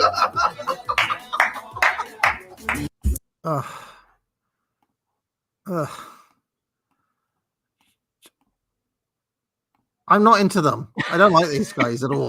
I just think they're shit. What I love was obviously like Logan had they tried to make him sing it a couple of times beforehand, but he had just was so inept. He still looked so confused, like he'd never even seen. It's like he'd never heard of like a football chant before, or like a any kind of sports chant. Oh dear. Dear God. Okay, let's keep on going. The video advert. So yeah, obviously releasing a video advert's a great way of getting it out there. I mean, I'd say this is a bit complicated because I'm not sure whether it's their official one. A lot of people were doing these kind of like. We have to watch it, Pharaoh. We have to watch it. Yeah, put it on. In the name of thoroughness and deepest law analysis, we go to places where other shows won't. Although we say that the entire internet is talking about it. I mean, if do you know how many YouTubers there are making videos of themselves trying Prime? Can we get you doing like a soy face drinking Prime as the? No, because I can't fucking find a bottle. Just like just have it take a photo of an empty hand and then just Photoshop it in really badly. Is it really funny? Here we go. We have created the best tasting drink on the market that is actually better for you, that actually hydrates you.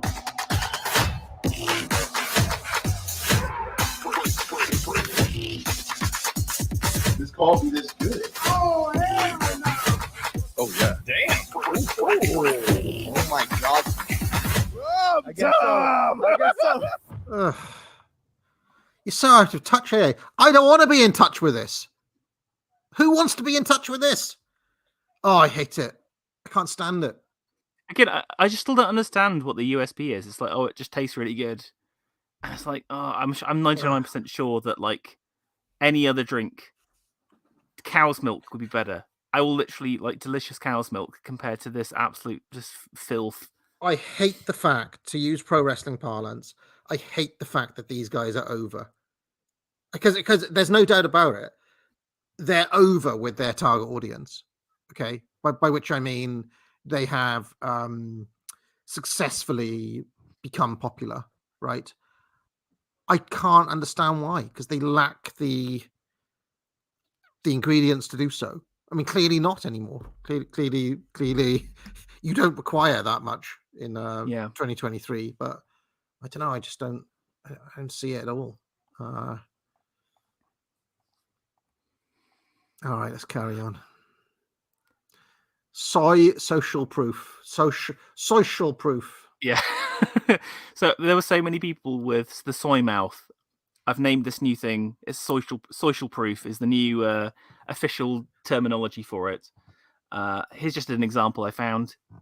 Yo, I literally just tried the Prime drink by KSI and Logan Paul, and this is actually good. Way better than Gatorade and Powerade. Actually good. This is actually good. Pharaoh. Thumbs up emoji ×3. Hashtag drink Prime.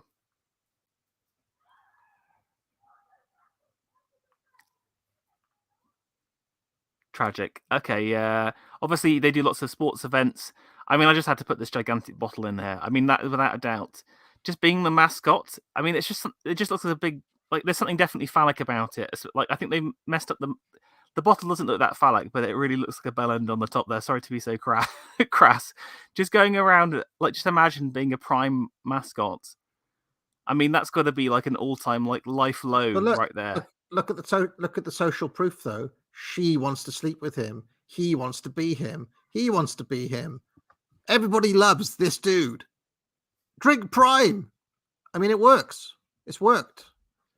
But People that's are it. Yeah. genuinely programmable in this way. And again, this is going. You were talking about issues with Mises. I think this is a fundamental misunderstanding. Is actually he thinks that most people buy things from a utilitarian point of view.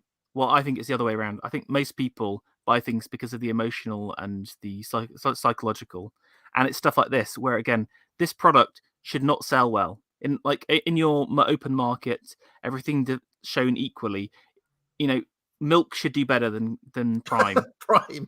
Water should do better than Prime. Water should do better than Prime. It's like worse than water, but still they sell $10 million worth of drinks in 2 months.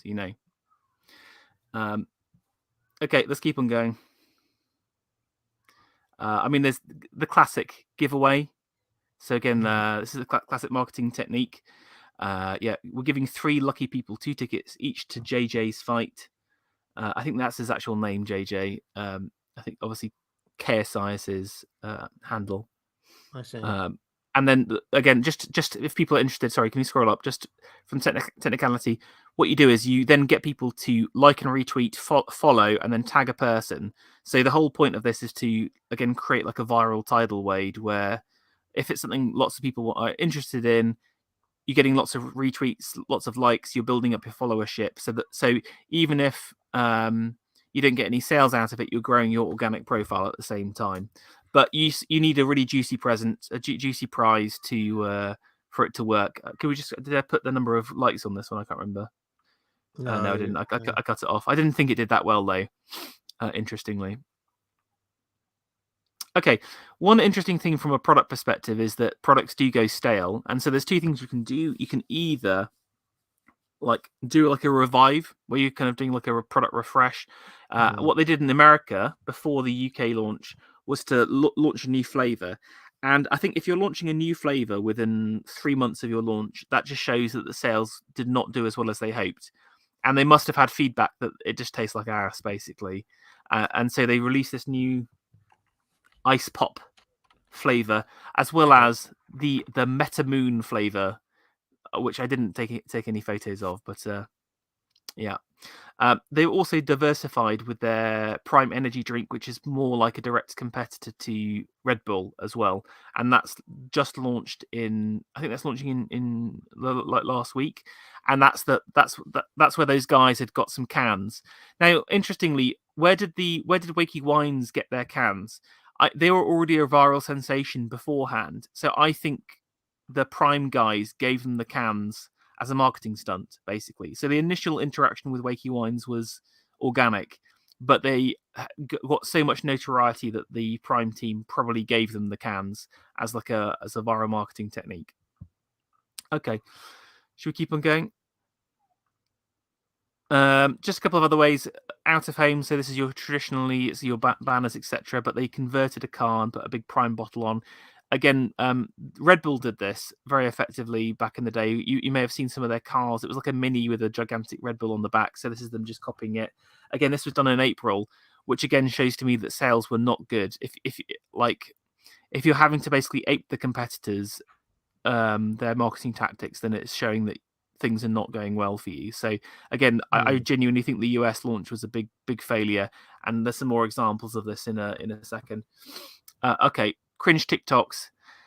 Obviously, TikTok's been a big sensation, especially with the youth. Here's Logan Paul doing a Prime TikTok. Are you ready for this? I've got a link. It's worth watching just for this is pretty cringe. Yeah, I've noticed something about TikTok, by the way, which is in a way like, do you remember when I did my bit of a deep dive on Lizzo? Who could forget? Right. One of the things that people don't realize about Lizzo is that she got big, Pharaoh, by doing stuff, eating things wrongly on TikTok.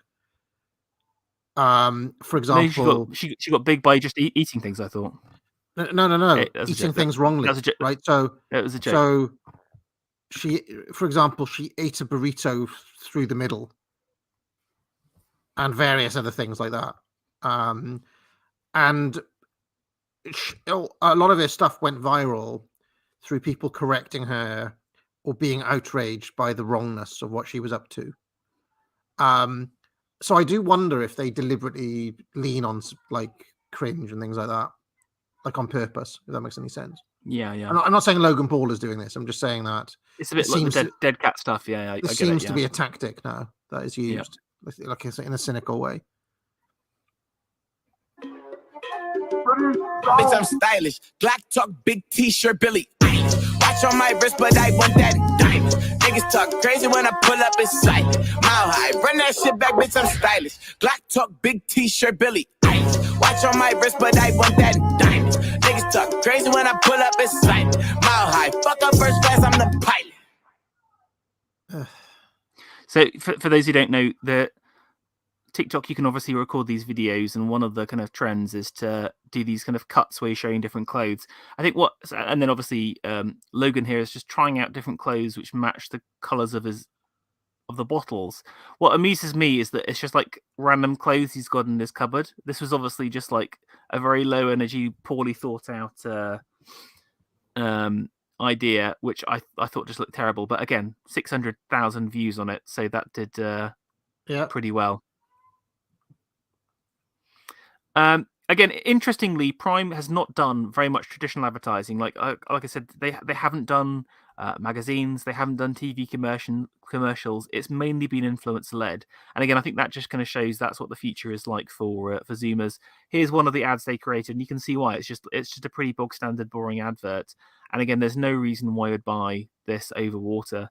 And again, look, they're trying to really highlight that 10% coconut water. Why not just buy some actual coconut water? Why is that such a selling point? I didn't get this like 10%. Oh, it's got 10% coconut water in it. You can buy coconut water in any of those like ethnic supermarkets that you find, Yeah. Low calorie, can't mind. 25 calories. This is packed full of aspartame. I won't say anything more, otherwise Thirsty Benita will burst in here and start talking about the dangerous effects of aspartame, I'm sure. I'll just note, by the way, the late 90s WWE aesthetics yet again. Because that could be a D-Generation X video or poster or something. Nothing has moved on in 25 years. Another classic way of growing your organic profile is by doing the kind of reactive organic post. I mean, in some ways, I think this is like what part of the death of social media. So what you'll have is an event happen, and then all of the brands will have social media managers on their accounts just thirsty, waiting for something to happen so they can churn out low-tier memes and content. And you can see this is obviously after the Will Smith slapping... is it Chris Rock? I can't remember. Chris Rock, yeah. Yes, but you can see here it's Prime slapping. Take my Gatorade. wife's name out of your damn mouth, or whatever he said. Yeah. What's really depressing about this is that, as a YouTuber and, what, objectively you might call a social media influencer of sorts, Pharaoh, on every single metric, KSI is just superior to me. He is just like better at this than I am. Isn't that well? Again, I think that that Congo probably would have, because you got to think about the way that things are structured. Congo probably hired a social media manager to manage all of their brands. So I think you got to remember it's this false veneer of the humble startup. Just two poor guys trying to take on the system, when in fact it's an already working machine that they've got everything. They've got the parts. They've done it before. All they've done is they've slapped a different label over different sugar water. Oh dear. They've added 10% coconut water. That's their big 10% coconut water, and now it added KSI and Logan Paul. What we need to do is we're doing AA water, and we'll just get some water and then pour 10% coconut water in, and that's it. Oh, no, 15. We'll do 15. I just want to sell. I won't be happy, Pharaoh, right? Unless it's literally just tap water put in a bottle. God's sake.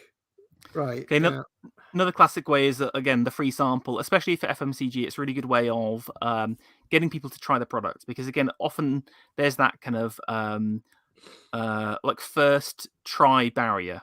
People tend to not try other brands. They're quite loyal to their brands.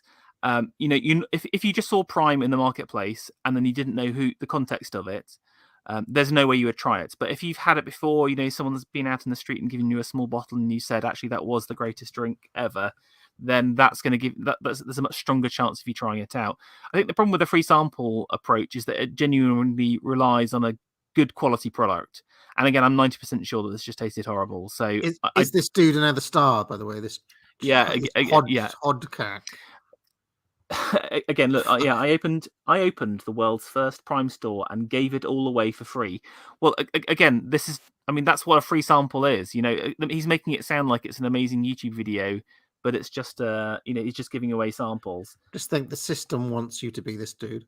Look at those. Sorry, just look at that guy's face here a second. It wants you to be him. Can we zoom in on his face a second? Just as far as that's as close as I can get to him. It won't zoom in. Look at the weak jaw, the protruding teeth, the soy mouth. Look at those hollow eyes.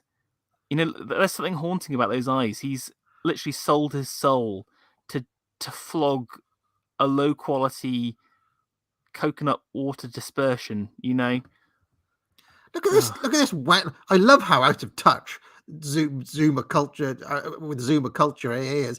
Who wants to be in touch with this?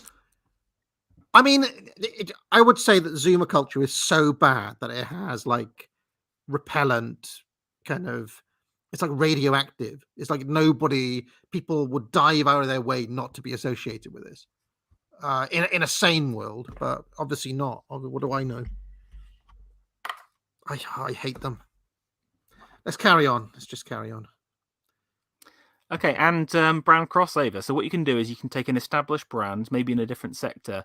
You know, you talk about it as the rub. See, I'm picking up my wrestling vernacular now. Rub, is it rub? Yeah, there's a rub. Yeah. Yeah, exactly. So you can do that with brands where Logan Paul, through his work in WrestleMania, you can see on the right-hand side, he's got his Stay Hydrated and he's flogging Prime as he goes down the aisle, yeah. Yeah, I mean, I just really liked the tweet on the left-hand side.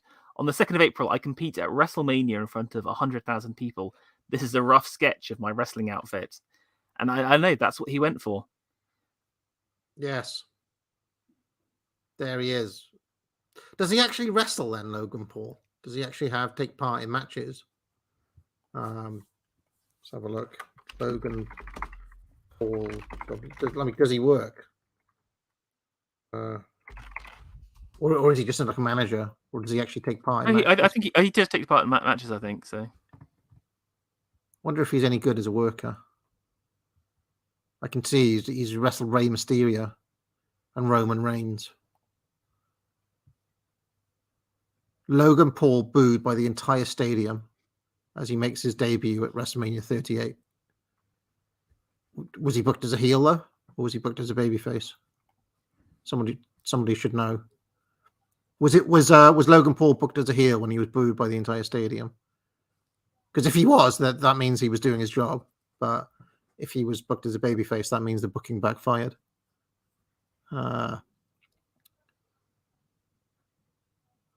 Was he? He was booked as a face and he was booed by the entire stadium. Okay, that's not good. All right. I won't watch current wrestling. You know, for obvious reasons. I will just say, I don't know if you have this picture in the slide deck, Pharaoh, but I mean, how staged and fake is that picture there? Yeah, one thing I would say is that again, it has been known in the past for brands to create runs where they'll literally just pay just desperate people to scoff in the trough. What's interesting about this one is they're all choosing. I guess they had the limit of 3 items per person, but I think that probably is an organic picture. It's sad to say, by this stage. But I think as part of the full scarcity tactics, what you do is you restrict the amount of product going live on the shelf, and then you pay people to queue up. This happens with restaurants and food places and stuff like that as well all the time. So I am not a big time AEW fan. Subject to change. I mean, if I would stick on some wrestling, I'd watch like Mid-South from 1984 or an All Japan match from 1978 or something. I just don't. I can't be doing with. I mean, I don't really watch anything current or recent. I just can't stand. It's too. It's too fake. It's too. How can I put it? I just don't like the style of where it's gone. I won't get into a rant on current wrestling. You don't want to hear that. So let's carry on. So yeah, cultural references. There's a few kind of like the attempt to create these kind of videos which tapped into different trends, similar to the TikTok one. This is like a GTA 4 one. It was so cursed that I thought I had to show you guys. If you scroll down a bit, there's the link. I don't know if you've seen these AA where people pretend that they're characters from the video game Grand Theft Auto. No. Are you familiar with the video game Grand Theft Auto? Yeah, well, yes, I played Vice City back in the day. You need the audio for this as well, I think. Let me just make sure I've got it on. Hold on.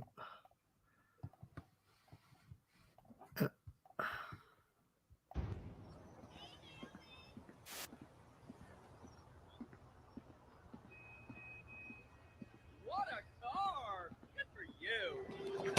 Oh, that's some internet. Get on my nuts, bro. Real talk.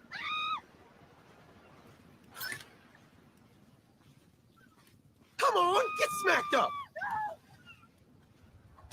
That's the sweet ride you got there, man. That was actually quite good. What? That's terrible. I hate to say it, but that's actually quite good. Oh my goodness! I've never seen one of these before, though.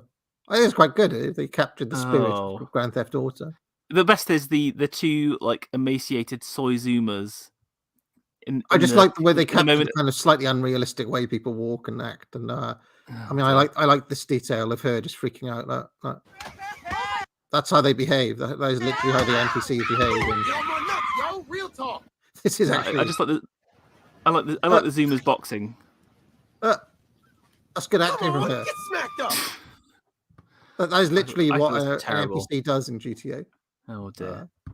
That's it. You're gonna buy a Prime now. That was good. It was good. That was, in fact, that's by far the best advert we've seen in my view, but only because it's quite clever. No, okay. To have There's been hundreds. There's been hundreds. Yeah, you're late to the party. Yeah, but I've never seen one of these before. It's probably like an old meme or something. But it's quite old now. I despise the internet. All right, let's carry on. The competitor comparison. This was illegal in the UK until like 3 years ago. But you're allowed to do this now, where you can directly compare your product to someone else's. So again, I've got the video. If you want to see Prime Energy take on Red Bull here. Oh God! All right. This is Red Bull versus Prime. Let's have a look. Do you think there'll be people who watch this who want Prime afterwards?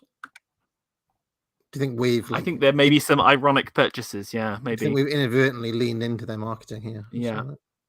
The #1 selling energy brand in the world versus Prime Energy. They're both the US version and they're both 12-ounce cans. 160 calories versus 10 calories. Ooh. 38 grams of sugar versus 0 grams of sugar. What? 114 milligrams of caffeine. We got 200 milligrams. Ain't no way. And when it comes to electrolytes, 150 milligrams of electrolytes. We double it. 300. Oh my God. The point is, we're so much better.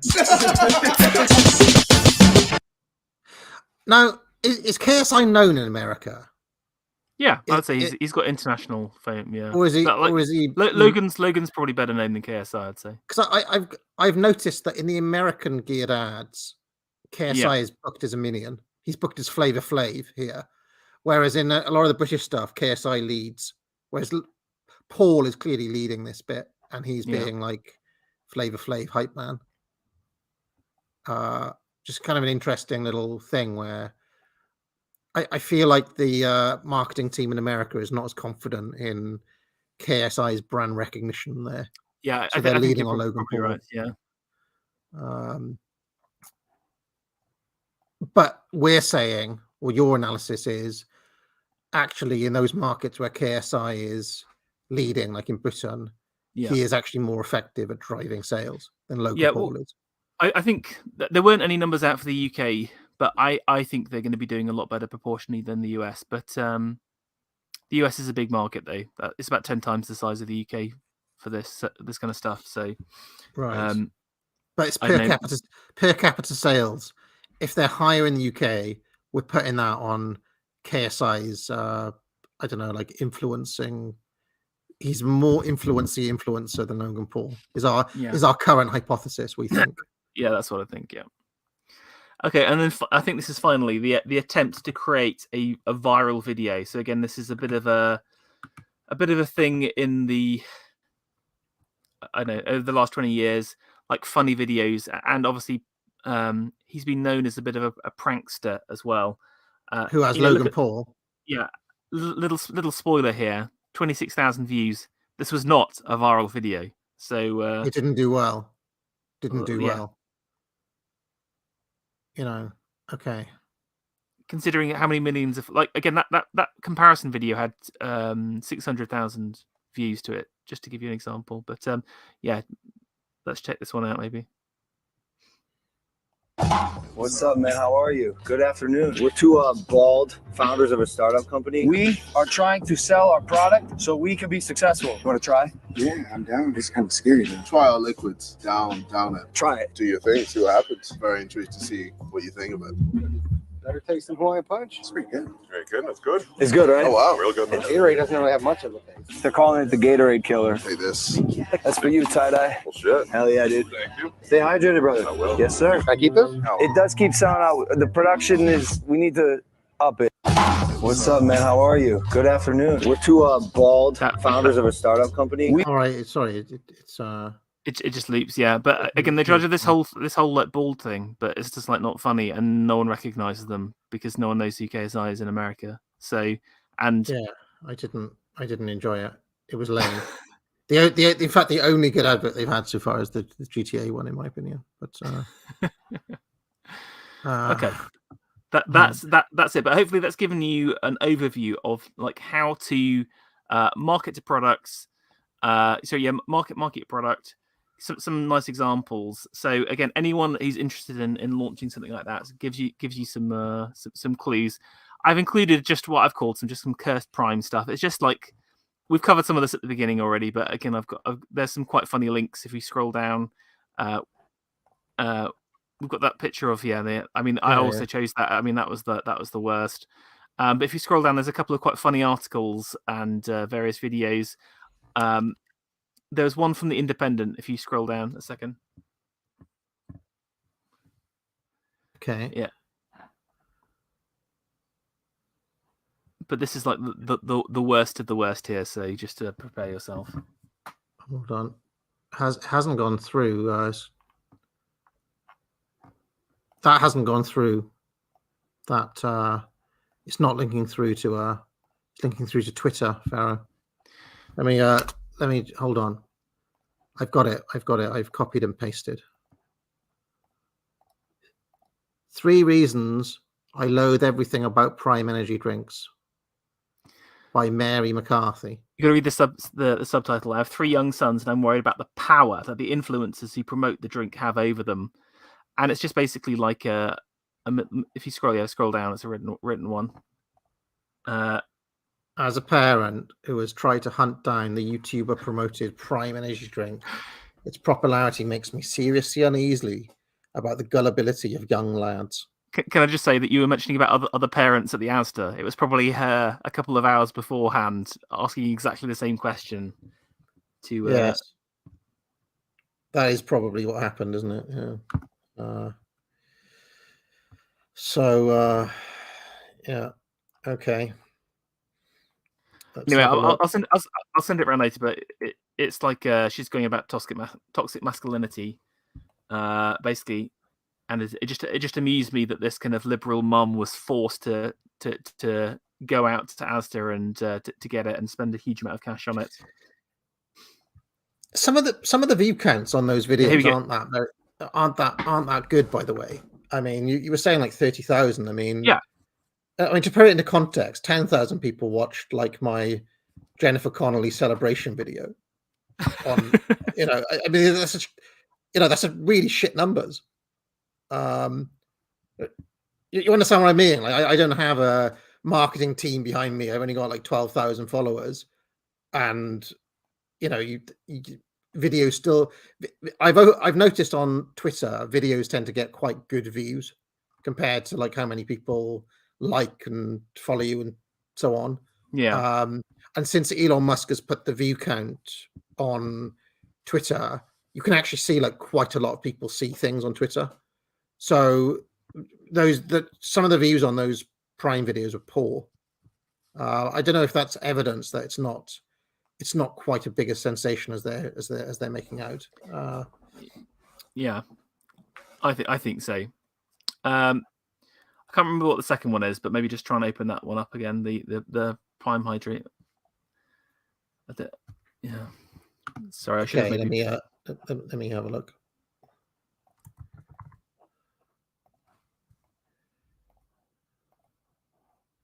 Here we are. Hello, boys and girls, ladies and gentlemen. Today, I'll be attempting the world's first bottle flip with a bottle of Prime. Now, I won't lie. Oh, pause a second, sorry. This is one of the Sidemen guys. His name is Harry, and I would describe him as the most autistic of the group. He is kind of like, I do wonder if he's the most likely to be an AA watcher of the Sidemen, but carry on. I do not think any of the Sidemen watch me. If they do, I don't want them watching me. Unless they give me £10 million Prime contract, and then I'll this video, but we'll get there in the end. I've got the blue raspberry, my favourite flavour. We'll have a little swig first. Scrumdiddlyumptious. Okay, right now, hopefully I can get it first time. Oh! Yes! Come on! Oh, my foot. All right, cool. Nice. He does seem like he might hang with one of the Lotus Eaters or something. I mean, was that not the most painful video ever? I don't know. I've just found that excruciatingly painful. That was delightfully. Then the middle section here, that's all Wakey Wine stuff. Because again, it's a phenomenon in its own right. But I guess we've seen that. And then at the end, Wakey Wine, yes. Yeah, and then I've got a couple of articles there. There's one to just the death, like the lengths that people are going to get this drink are now ridiculous, and it's just very, very sad. Yeah. Can we see some more Wakey Wine guy? Yeah. Let's have a look. Oh, it's the same one. Yeah. It's the same ones we watched earlier. If you go to TikTok... He's been banned, though. Yeah, he's been banned from TikTok as well, so you can't even, But loads of people are still visiting him. If you go to the TikTok / the Wakey Wines tag, then you can see that again. Let's watch some Wakey Wines Prime content. Here's Wakey Wines. These two fellas are off to Wakey Wines. Yeah, look at the view count there. 250 million views. 250 million people have watched. 350 million views for Wakey Wines. Oh, sorry. This guy's huge. Let's have a look. Have you seen the reaction video that KSI made about the shop? You've done me good at it, actually. Really? Yeah. And have you got a message for KSI if he's watching? Thank you very much. We love your product. Everybody loves your product. And thank you. Best shop in Wakey. Wakey Wine! Oh my gosh. Abdul, what's the best shop in Wakey? Wakey Wine. Wakey Wine! Oh, stop the world. I want to get off. I just want to get off. I think that's enough. I think we should end on that, maybe. So, Farah, what have we learned? Other than the fact that people are extremely stupid and very easily led, have we learned anything else by this? How to launch a product? You know, I'm hoping that we'll see some more. Have we? Do we? I mean, beyond all the smoke and mirrors, though, has this really been a success, or is it just the illusion of success? What do we think? I would say in the UK, yes. I need to see what the sales figures come through at, but I don't know whether it will have the staying power, because often these brands which are tied into influencers last only as long as those influencers do. So all those school kids, you know, how long did a Tamagotchi last? You know, in terms of popularity, 2-3 years, and they're on to the next thing. And I think that's the problem. What I think we're going to see is a massive increase in influencer led drinks brands. What's stopping Coke from working with Chunks and Coke's collaboration, and we'll see stuff like that basically. But and then they'll have more backing and bigger buying networks and stuff like that. So I think I'm kind of interested. Like, are these guys, Chunks and KSI and so on, and the Sidemen, are they genuinely kind of viral sensations, or are they a little bit like Lex Friedman, kind of astroturf by the algo? Pushed by the algo. Look, like I was saying about YouTube, they curate. All I can say is they curated and cultivated specific personalities during that second phase of YouTube, where again, all of the algorithm was focused on pushing those people because it's advertiser-friendly content. You know, even if it wasn't the most viewed, even if it wasn't the most liked content, it was about creating a product they could sell to advertisers, basically. So I'm 100% sure that they were what's the mafia term when they're kind of selected again? Made men. Yeah. Basically, a series of YouTubers became made men and then had algorithmic boosts to their channels. I think that they've stopped doing that as much now, if I'm honest with you. But I think certainly on YouTube, it still happens more than any other social media platform. I mean, just to put that into context, on Twitter, after Elon's taken over, my follower count has increased by a factor of about 20 times. Yeah. When I'm not being shadow banned and not being when the algos. Yeah. Do you think there's one of the questions I've got is there any limit to this sort of power? Like, let's just pretend that the algorithm and the powers that be decided, rather than pushing KSI and Chunks, they were going to push like Martin Harris and Ruber. Do you think that they could make Martin Harris and Ruber like 10 million follower accounts if they were given the same sort of push? I think Ruben no, Martin yes, because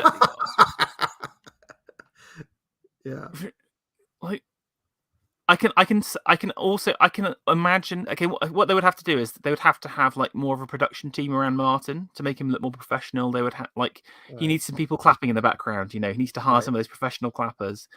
But now, in all seriousness, I think you have to look the part as well, if that makes sense. And I think if you just had a good looking person, give me a good looking empty vessel and brains to the algorithm, and I can get you the number one UK star. Do you reckon if the system got behind me, I could have like 70 million? I think I've got what it takes, Pharaoh. If they really wanted to get behind me and push me, you know, they say, "Oh, like listen, AA, just tone down the political stuff, lean into the other shit that you do. You know, we'll astroturf you." Do you think I could get over as a big star? I think if it was just UO, then I think probably yeah. I think you could have a very popular. I think you could get on the BBC with that. It's a format that works, and if you see what they basically a lot of that Sidemen content is like low tier UO like actually, where it's just a group of people talking about stuff, but it's just maybe it's too esoteric.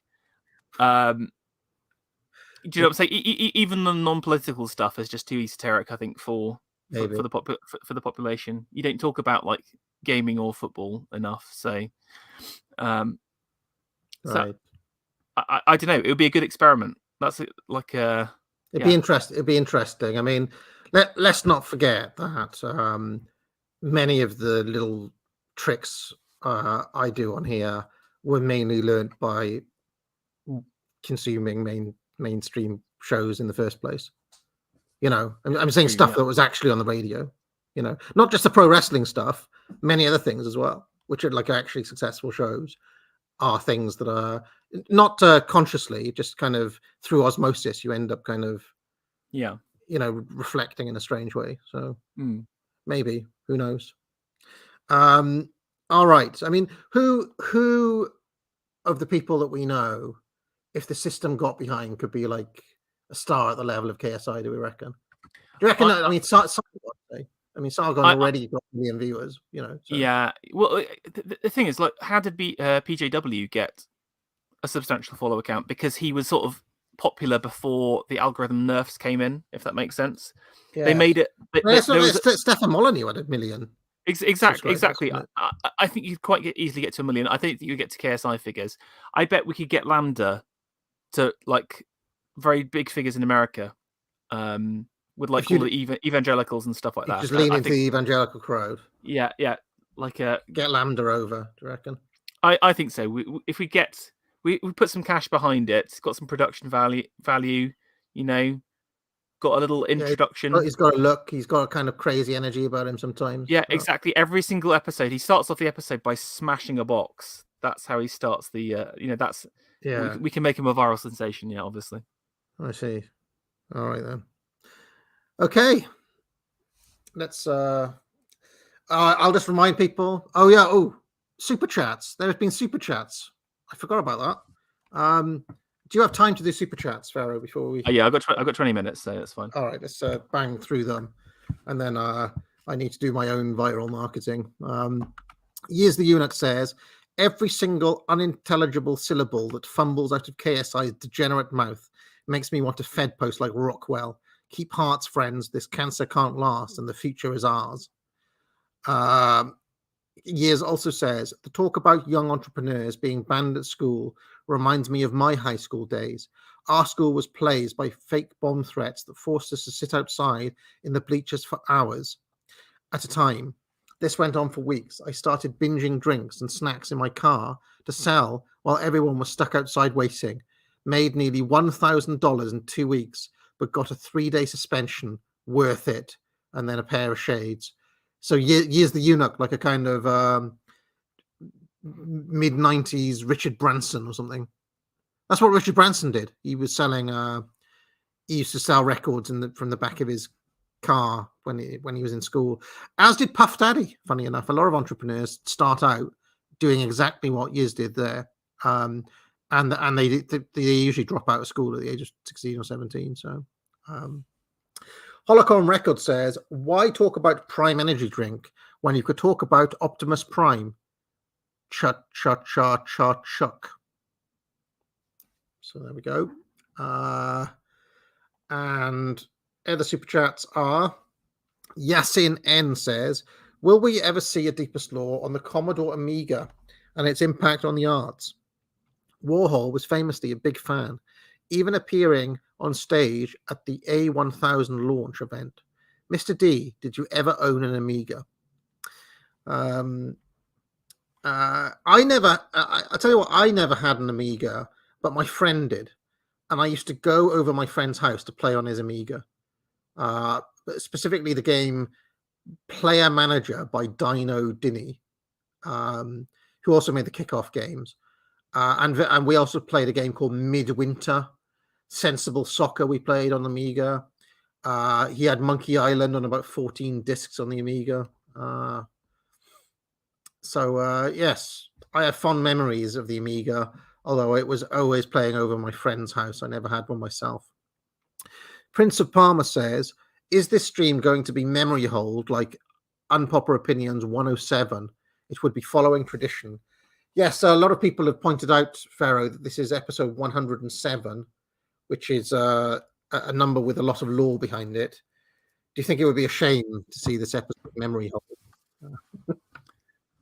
I don't know. I quite liked it, even though it was like an absolutely disgusting topic. I mean, I think I definitely have lost a few brain cells looking at people, looking at the fans, and looking at the videos around it. It's really depressed me. You know, any hope I had for the English people has definitely decreased here. The thing that, I mean, I hate to go back on my whole thing about meritocracy and stuff, but one of the things that jars with me is that I'm not convinced that these guys have like ability. I don't see their charisma. I don't see their like. I mean, maybe they did some really funny stuff that made them big in the first place, but if they did, I haven't seen any glimpse of like. Usually, when someone's a star, you can understand why, even if you don't like them, right? I mean, I mentioned Hulk Hogan. I didn't particularly like Hulk Hogan when I was a kid or anything. I've learned to appreciate him over the years. But you can watch him and understand why it was him who was a massive star, right? he had something about him. I don't understand the KSI thing at all. Like, I don't like, what do people see in him? He's just like a obnoxious young black dude. I mean, he's got nothing. Like, You what does he? need to watch some KSI videos. Clearly, I don't know. I think it's that Zuma humor maybe that appeals to you. I mean, what does he? What does KSI have over any other young guy of his ilk? I just don't see what he's bringing to the table. I do wonder if he's kind of like a safe level of. Oh, I've got to be careful here. Actually, he's kind of like I got it. It's like urban culture, but because he's middle class Nigerian, it's a lot safer. So it's kind of like it's accessible for the white audience, if that makes sense. But and what is accessible? But again, like the kind of urban themes, and again like the patois and stuff like that. You know, the vernacular language, etc. What's he bringing? I mean, I'm just not going to name a random rapper like I don't know, Wu-Tang Clan hanger-on Capadonna. Like, what has KSI got that Capadonna hasn't got? Or I don't know. I don't know these people. Stop giving me rap references, AEA. Sorry. And even Logan Paul. Like, what's Logan Paul got about him that's so great that makes him a huge star? Like, I just don't get. I don't really understand like Logan Paul's got, obviously he's got okay physiognomy, so you'd think like at least he's got that. Well, I think yeah. KSI doesn't have that. I mean, so all I'm saying is that usually when somebody's a star, right, I can tell you what it is that's made them popular. Whereas these guys, I'm not getting any sense of why they're big in the first place, right? I mean, you name any celebrity who's made it in any way, and I'll tell you what it is about them that put them on the map, type thing. Even if you don't like them, if you say I like Cheryl Cole, right? Well, I don't really like Cheryl Cole songs. I don't really like watching the X Factor, but you can say, well, Cheryl Cole's quite hot, right? That's probably what has done it for her, and she has a bit of kind of relatability about her, I don't really get what it is that Logan Paul is like. What's his thing? Why is he so big? You need to do YouTuber top trumps. I need to try to figure out or even I mean, I've done it with fellow YouTubers before. Yeah. I've explained why it is that Sargon's big, or Paul Joseph Watson are big, right? As opposed to someone else, right? Like, why is it that, some people find a ceiling here, other people find a ceiling over there. Some people struggle to make 1,000 subs. I could probably go through and tell you what it is in each case, right? And in some cases, like in my case, for example, Pharaoh, I think that we go out of our way to deliberately do things to cap. Like, I don't want to be too big because I just don't want to be famous in that way, Yeah. And so there's all sorts of things we do to deliberately make it kind of like a hostile environment to stop newcomers coming in and things like that, because you don't want it. It's a headache you don't really want. Carl has to deal with those things all the time. As we see on Twitter, right? When you've got 250,000 followers as opposed to 12,000 or whatever, that makes a huge difference, and it can suddenly escalate, like in the Peter Hitchens versus Carl thing that we saw recently. And I just, I wouldn't ever want to deal with that. But there's a reason why. There's also actual reasons why that I could point to why Carl's big versus certain other people, right? Yeah, I might go back and watch like early Logan Paul and early KSI. I'd come back to this question because maybe some of their biggest viral videos. Maybe. Yeah, I just or try to understand what it was in the first place that people liked. You should write to them. So, what is your funniest video? Hey, Logan, I was wondering, like, what is it? What is it that really made you put you on the map? You know, in the first place. Yeah, I'll ask them now.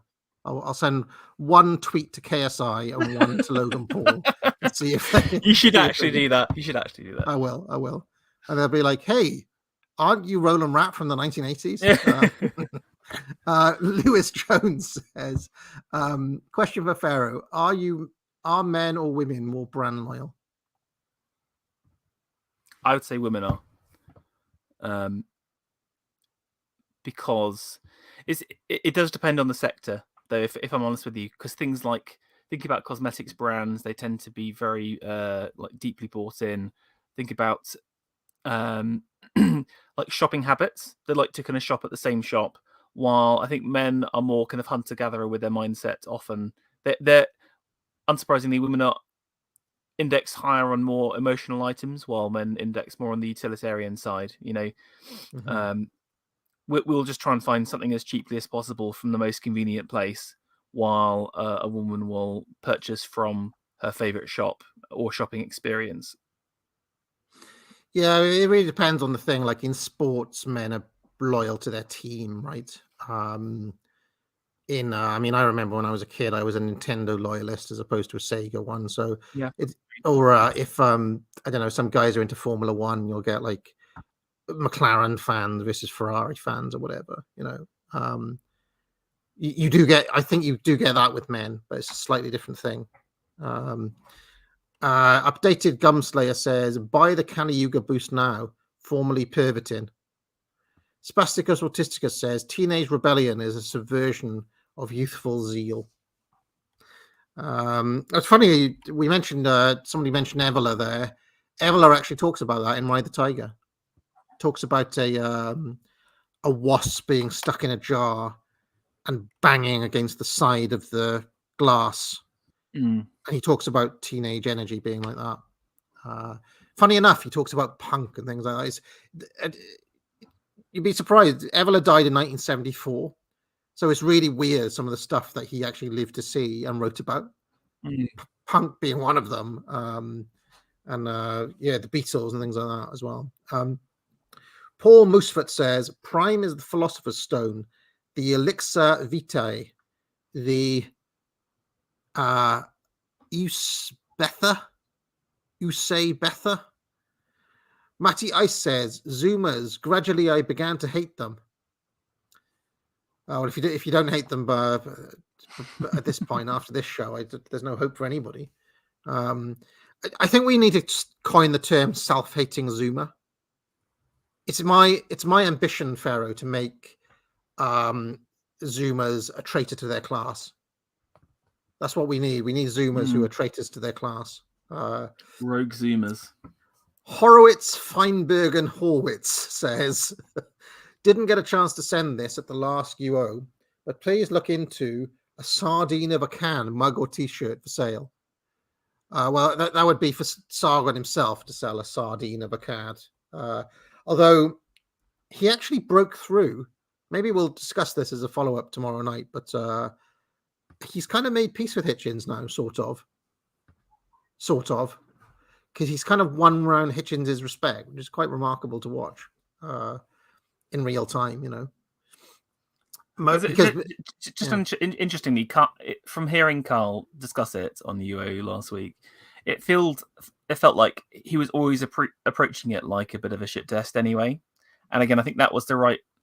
Hitchens is always testing at the same time, so I think Sargon called it very well, and I think he's done exceedingly well out of the situation. He's made himself look very, very good. So yeah, well, Hitchens is now being like respectful towards him, and it's kind of like you can just tell he's won him round, which is just remarkable, really, considering what a bastard Hitchens was being at the start.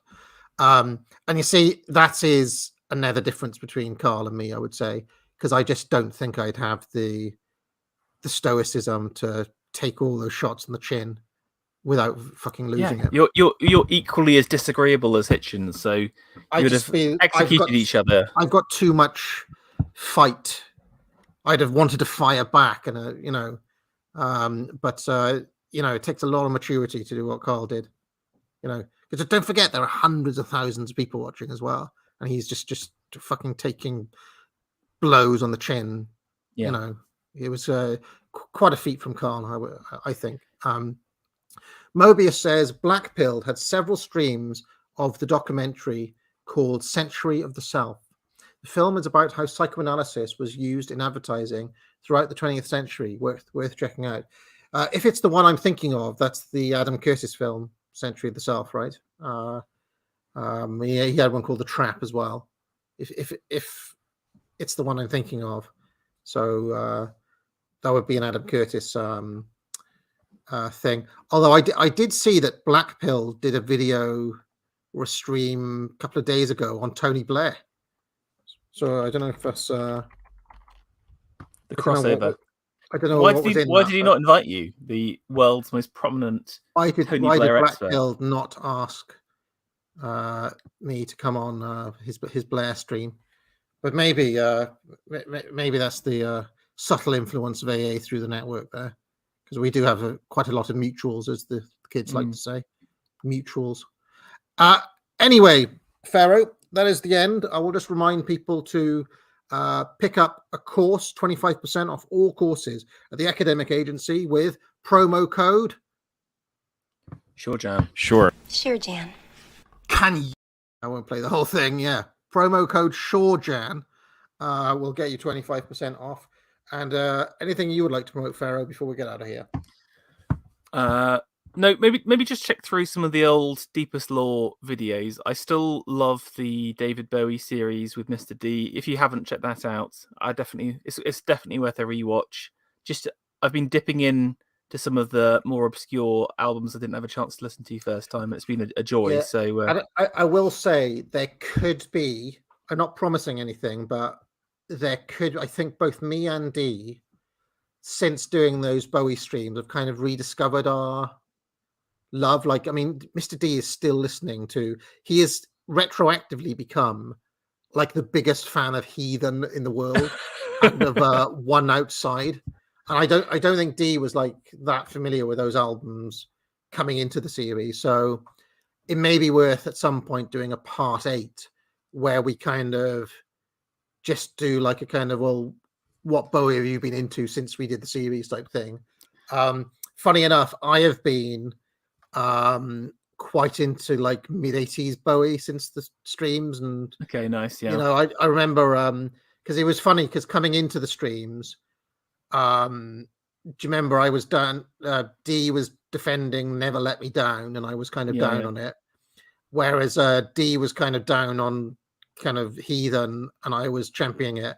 And in a strange way, we've influenced each other since because I've been more into Never Let Me Down since the streams. He's been more into Heathen. Yeah, you should do a yearly review of like Bowie every single year, because I think maybe it's like a fine wine which matures as you age as well. You know, different things affect you in different ways as David lives through his life. So maybe every year on his birthday, you should do a little stream. He's also convinced me that One Outside is possibly a 5-star album, just through his every week before UO, he plays like a track from One Outside just to kind of warm things up. Set the scene. Very nice. But well, what that does though, it gets that song stuck in my head for the week. So, and I realized, like, well, why is it stuck in my head? Oh, that's because One Outside actually has loads of good songs on it. So yeah, there's been some weird post Bowie stream afterlife, as it were. Yes. Also, the Deepest Law are free, Pharaoh. They're the only streams that don't go behind the paywall. So you can kind of have like a whole 107. Imagine some person has listened to every single Deepest Law stream. Imagine AA giving away 107 streams for free. Maybe I should put them behind the paywall. What do you reckon?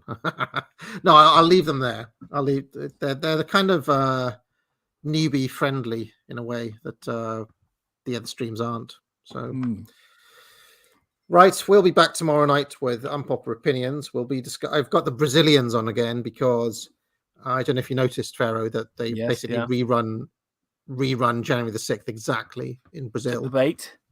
Took the bait. So we'll be discussing that, and yes, I'll see you then.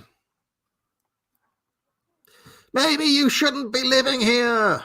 What goes on in this town is none of your business. As long as I'm living here, it is. Then maybe you shouldn't be living here! Well, that's easily fixed.